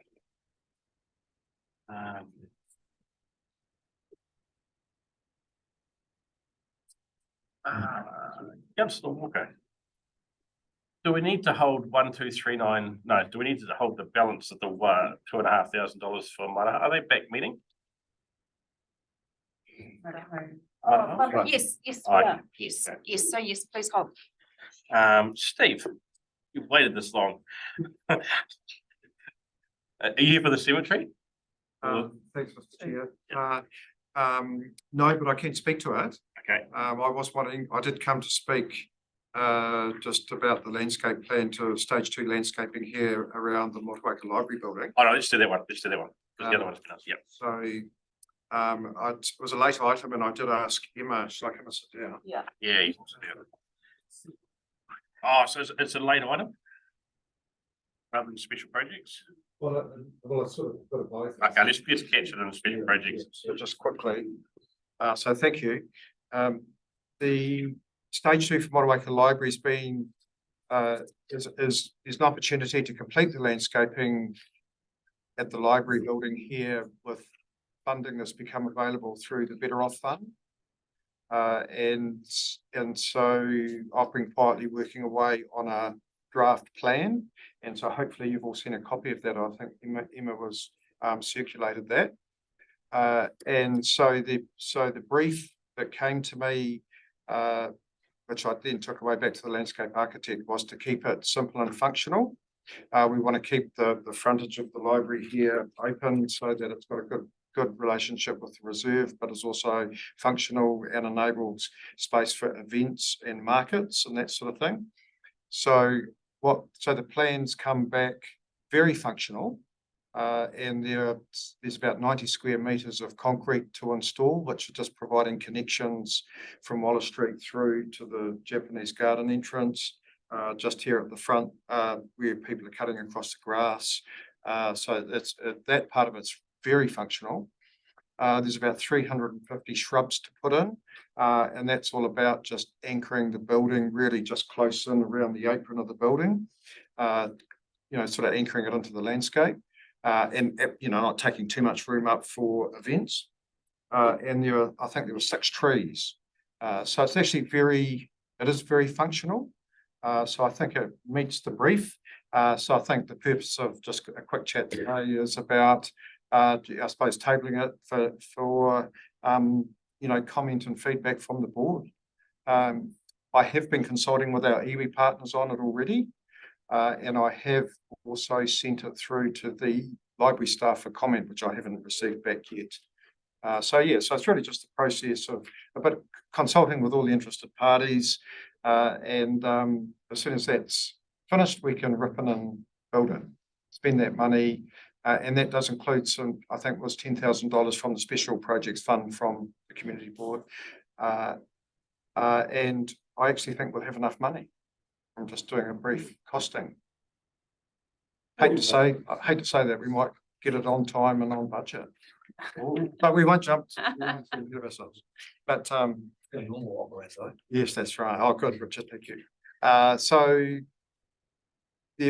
since the brief was put out to the architect, I have actually then been further requested for more bike stands in the entrance area here for the library, which may require a bit more concrete. And I'm actually thinking the budget will enable that. They're going to build a big covered bike stand just out there. They are? They That's are. good to know. It's the scary part about this project that it doesn't seem to link, does it? Yeah. So I can tell you, it's so busy, the guys. Yeah, I got it. Yeah, so No, but we'll chat. That's good. We can spend our money on something else. Yes. Yeah. I know they're working. Rob, we're all over it. Yeah, they said with they said 50,000. that's great. I'm sorry, Board Member Armstrong. Thank you. I foreshadowed an email back to you. I don't know if you saw it or not on the plan, just asking about tables and chairs, furniture. Yes. Where they're going to be and how much, because that's what we in fact paid our $10,000 from here for. Yes. Look, I was looking at the cost of bench seats today. So they can cost $3,000 from these furniture suppliers, and then by the time we install them, there's another $1,500 on a concrete pad. So, but if we use the special projects money solely for bench seats and picnic tables, I would say we would have enough for at least 2 of each. And I'm happy to use that money specifically for those items if, on that basis. Would they be Oh, yes, just out the front here. Yes, I haven't got an exact location, and on that landscape plan, it didn't actually specify the location, but we'll just work through that and get them in the best, the best spot for use. You're aware of a donation from the men's shed for bench? No, but that's good. Emailed that to Grant Reburn and someone else, at least, right, us down here. Very nice It's the same sort, I think, pretty much the same as what's in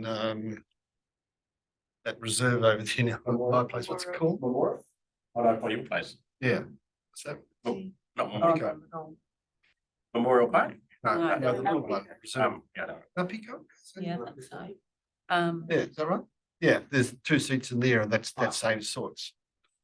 I'll go and have a look. I'm not aware, but that's really good news. We encourage, that sort of thing. And I haven't actually worked very much at all with the Motueka men's shed, but I've done a lot of work with the Richmond men's shed.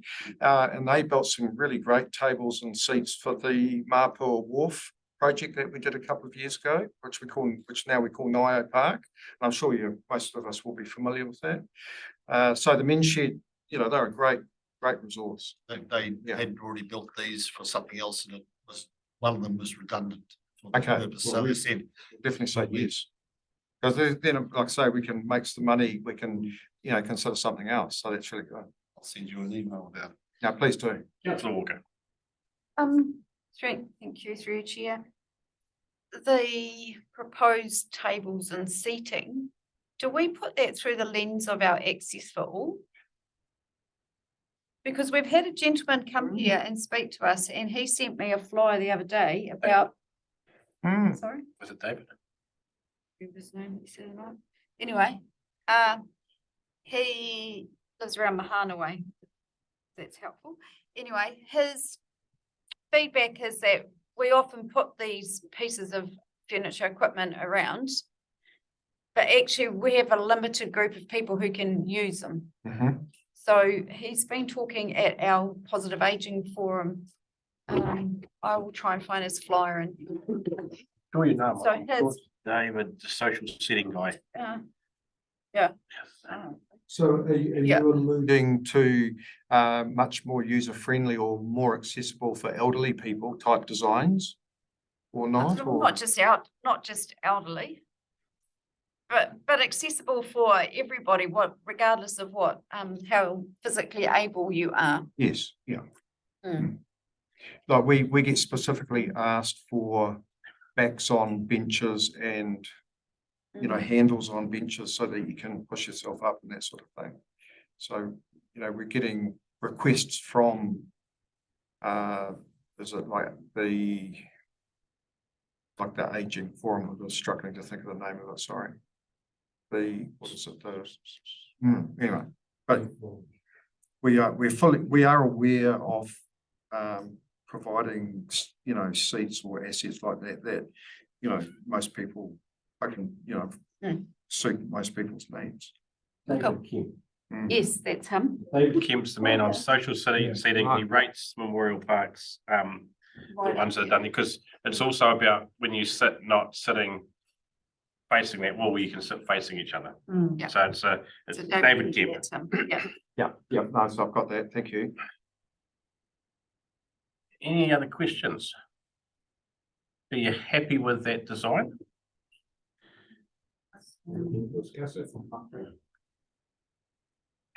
I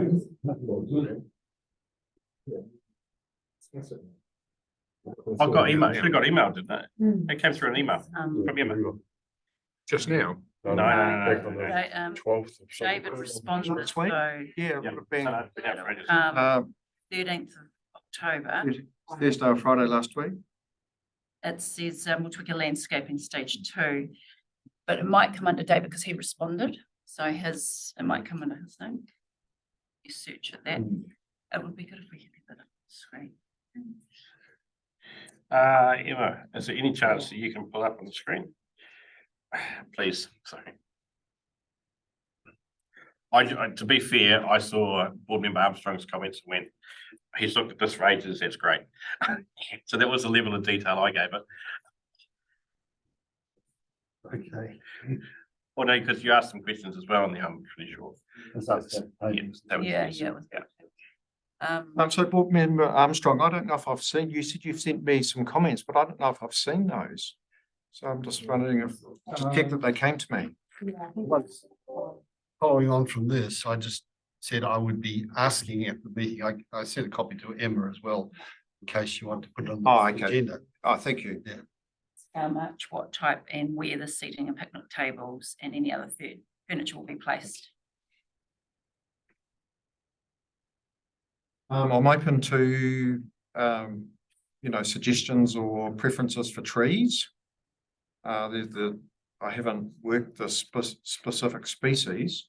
All the shrubs are native palette. But the trees don't need to be, or they could be a mixture of both. There could be fruit trees, there could be deciduous trees, there could be evergreen trees. So I'm sort of waiting for maybe a bit. I've asked the library staff about that because it's their site and they look at them every day. So that I'm hoping they'll give some feedback on that. But obviously, I invite feedback from the board as well. Just, there was last year, and I believe they're doing it again this year, the, what is that, big festival? High Fest. Mm-hmm. They had it out here. It might be also worth talking to them or some of the other local groups around tree placement, just for access for food caravans, etc. Is there a weekly market that uses the space as well? Just on the carpet. It's mainly just out here. Yeah. Yeah. But it's the Kai Fest you come out onto the space here. Well, they utilised it last year and they Yes.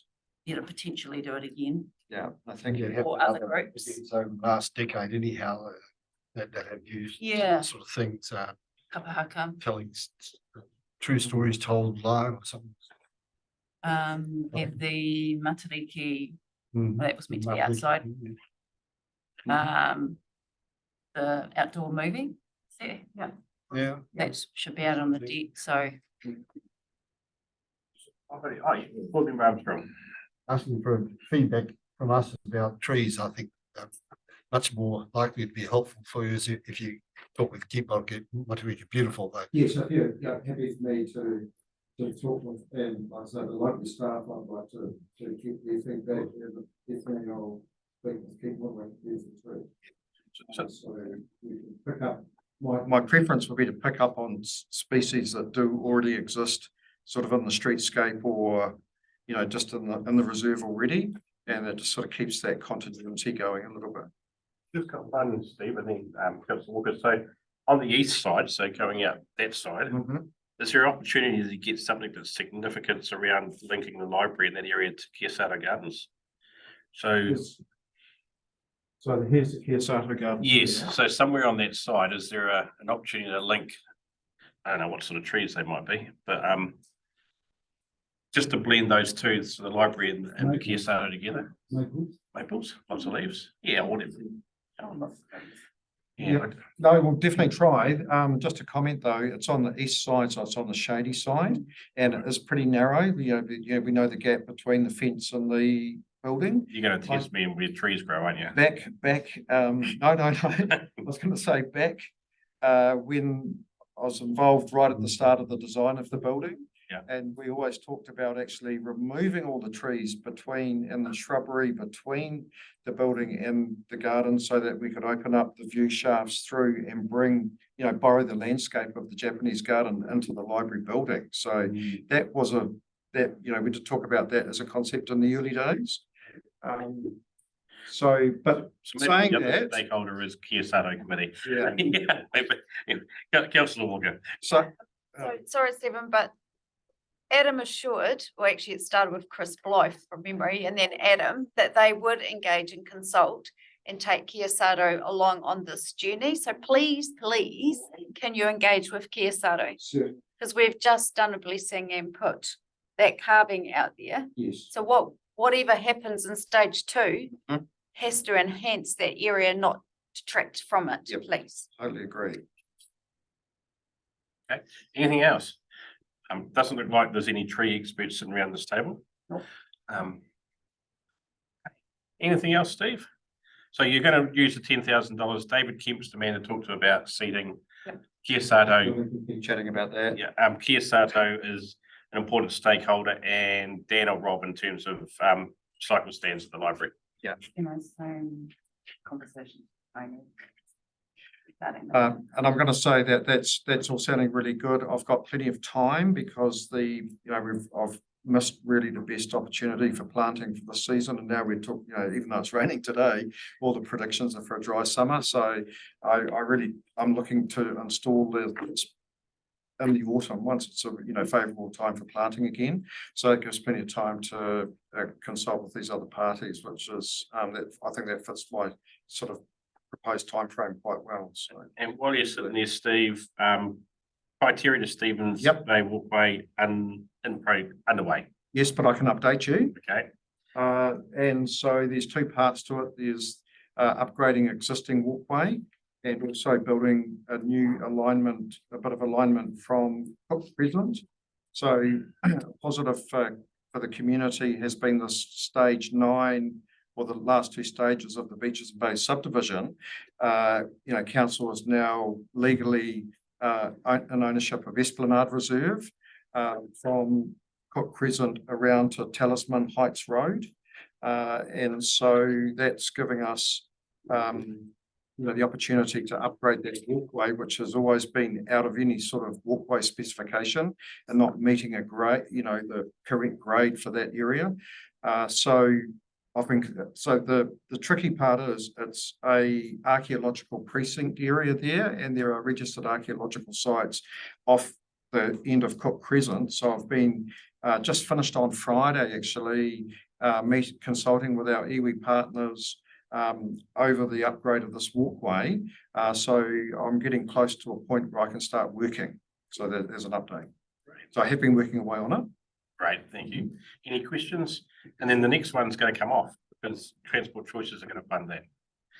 So that's the gravel pathway Queen Victoria between Whakaru and Park. So that's, we'll get another 10,000 back. So anything else in special projects? Otherwise, it's received the report. I'm confused by the beautification of High Street plaques thing. The last entry was invoice sent for payment and paid. Does that mean it's finished or partial payment? Or this is plaques.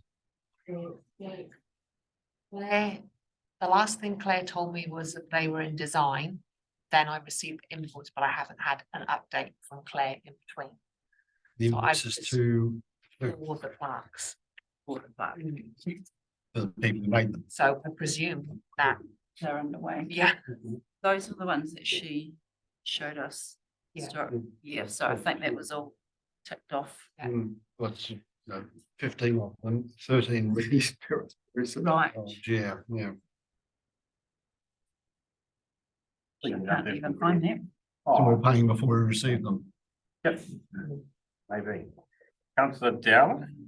I've just been trying to find the information here. As the urban effects who you deal with regarding the seating and stuff? So have you? Well, they're one of the suppliers. We also, I bought a lot of seating off Streetscape and Tauranga, and they supplied most of the hardware for Queen Street in Richmond. So all of that's their design. That's right. Just when I found this last year, they had a lot of seats for disability people.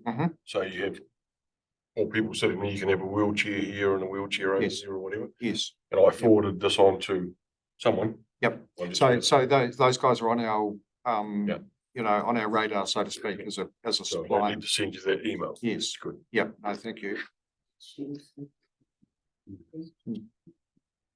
The design of the seating outside Richmond Library is very inclusive and social as well. It has a seat that's quite curved around with a wee table in the middle. So if you remember to, when you're traveling up and down Queen Street, have a look, because that could be a really nice design as well for that. And we have replicated that design in other locations. And we could do the same again here. And it actually it works really well. You see people sitting there chatting all the time, and you can sit both ways. You can face, out or in, and it's quite sort of multifunctional. Well, I'd happily send you through a photo of that seat if you're interested. Yeah, when we pass it. Easy. Talking about Armstrong, would you like to be the conduit for that project with Steve? In terms of meeting, and we have to do that. Yes. So if you link with board member Armstrong, Steve, thank you. That'll make that easier. And if we could just probably an action point, if we could just get clarification in terms of where we at with the plaques, in terms of the question of the invoice has been paid. So on that basis, reports accept. Oh, this name, Oh, cemetery, yep. Oh, we've got cemetery too.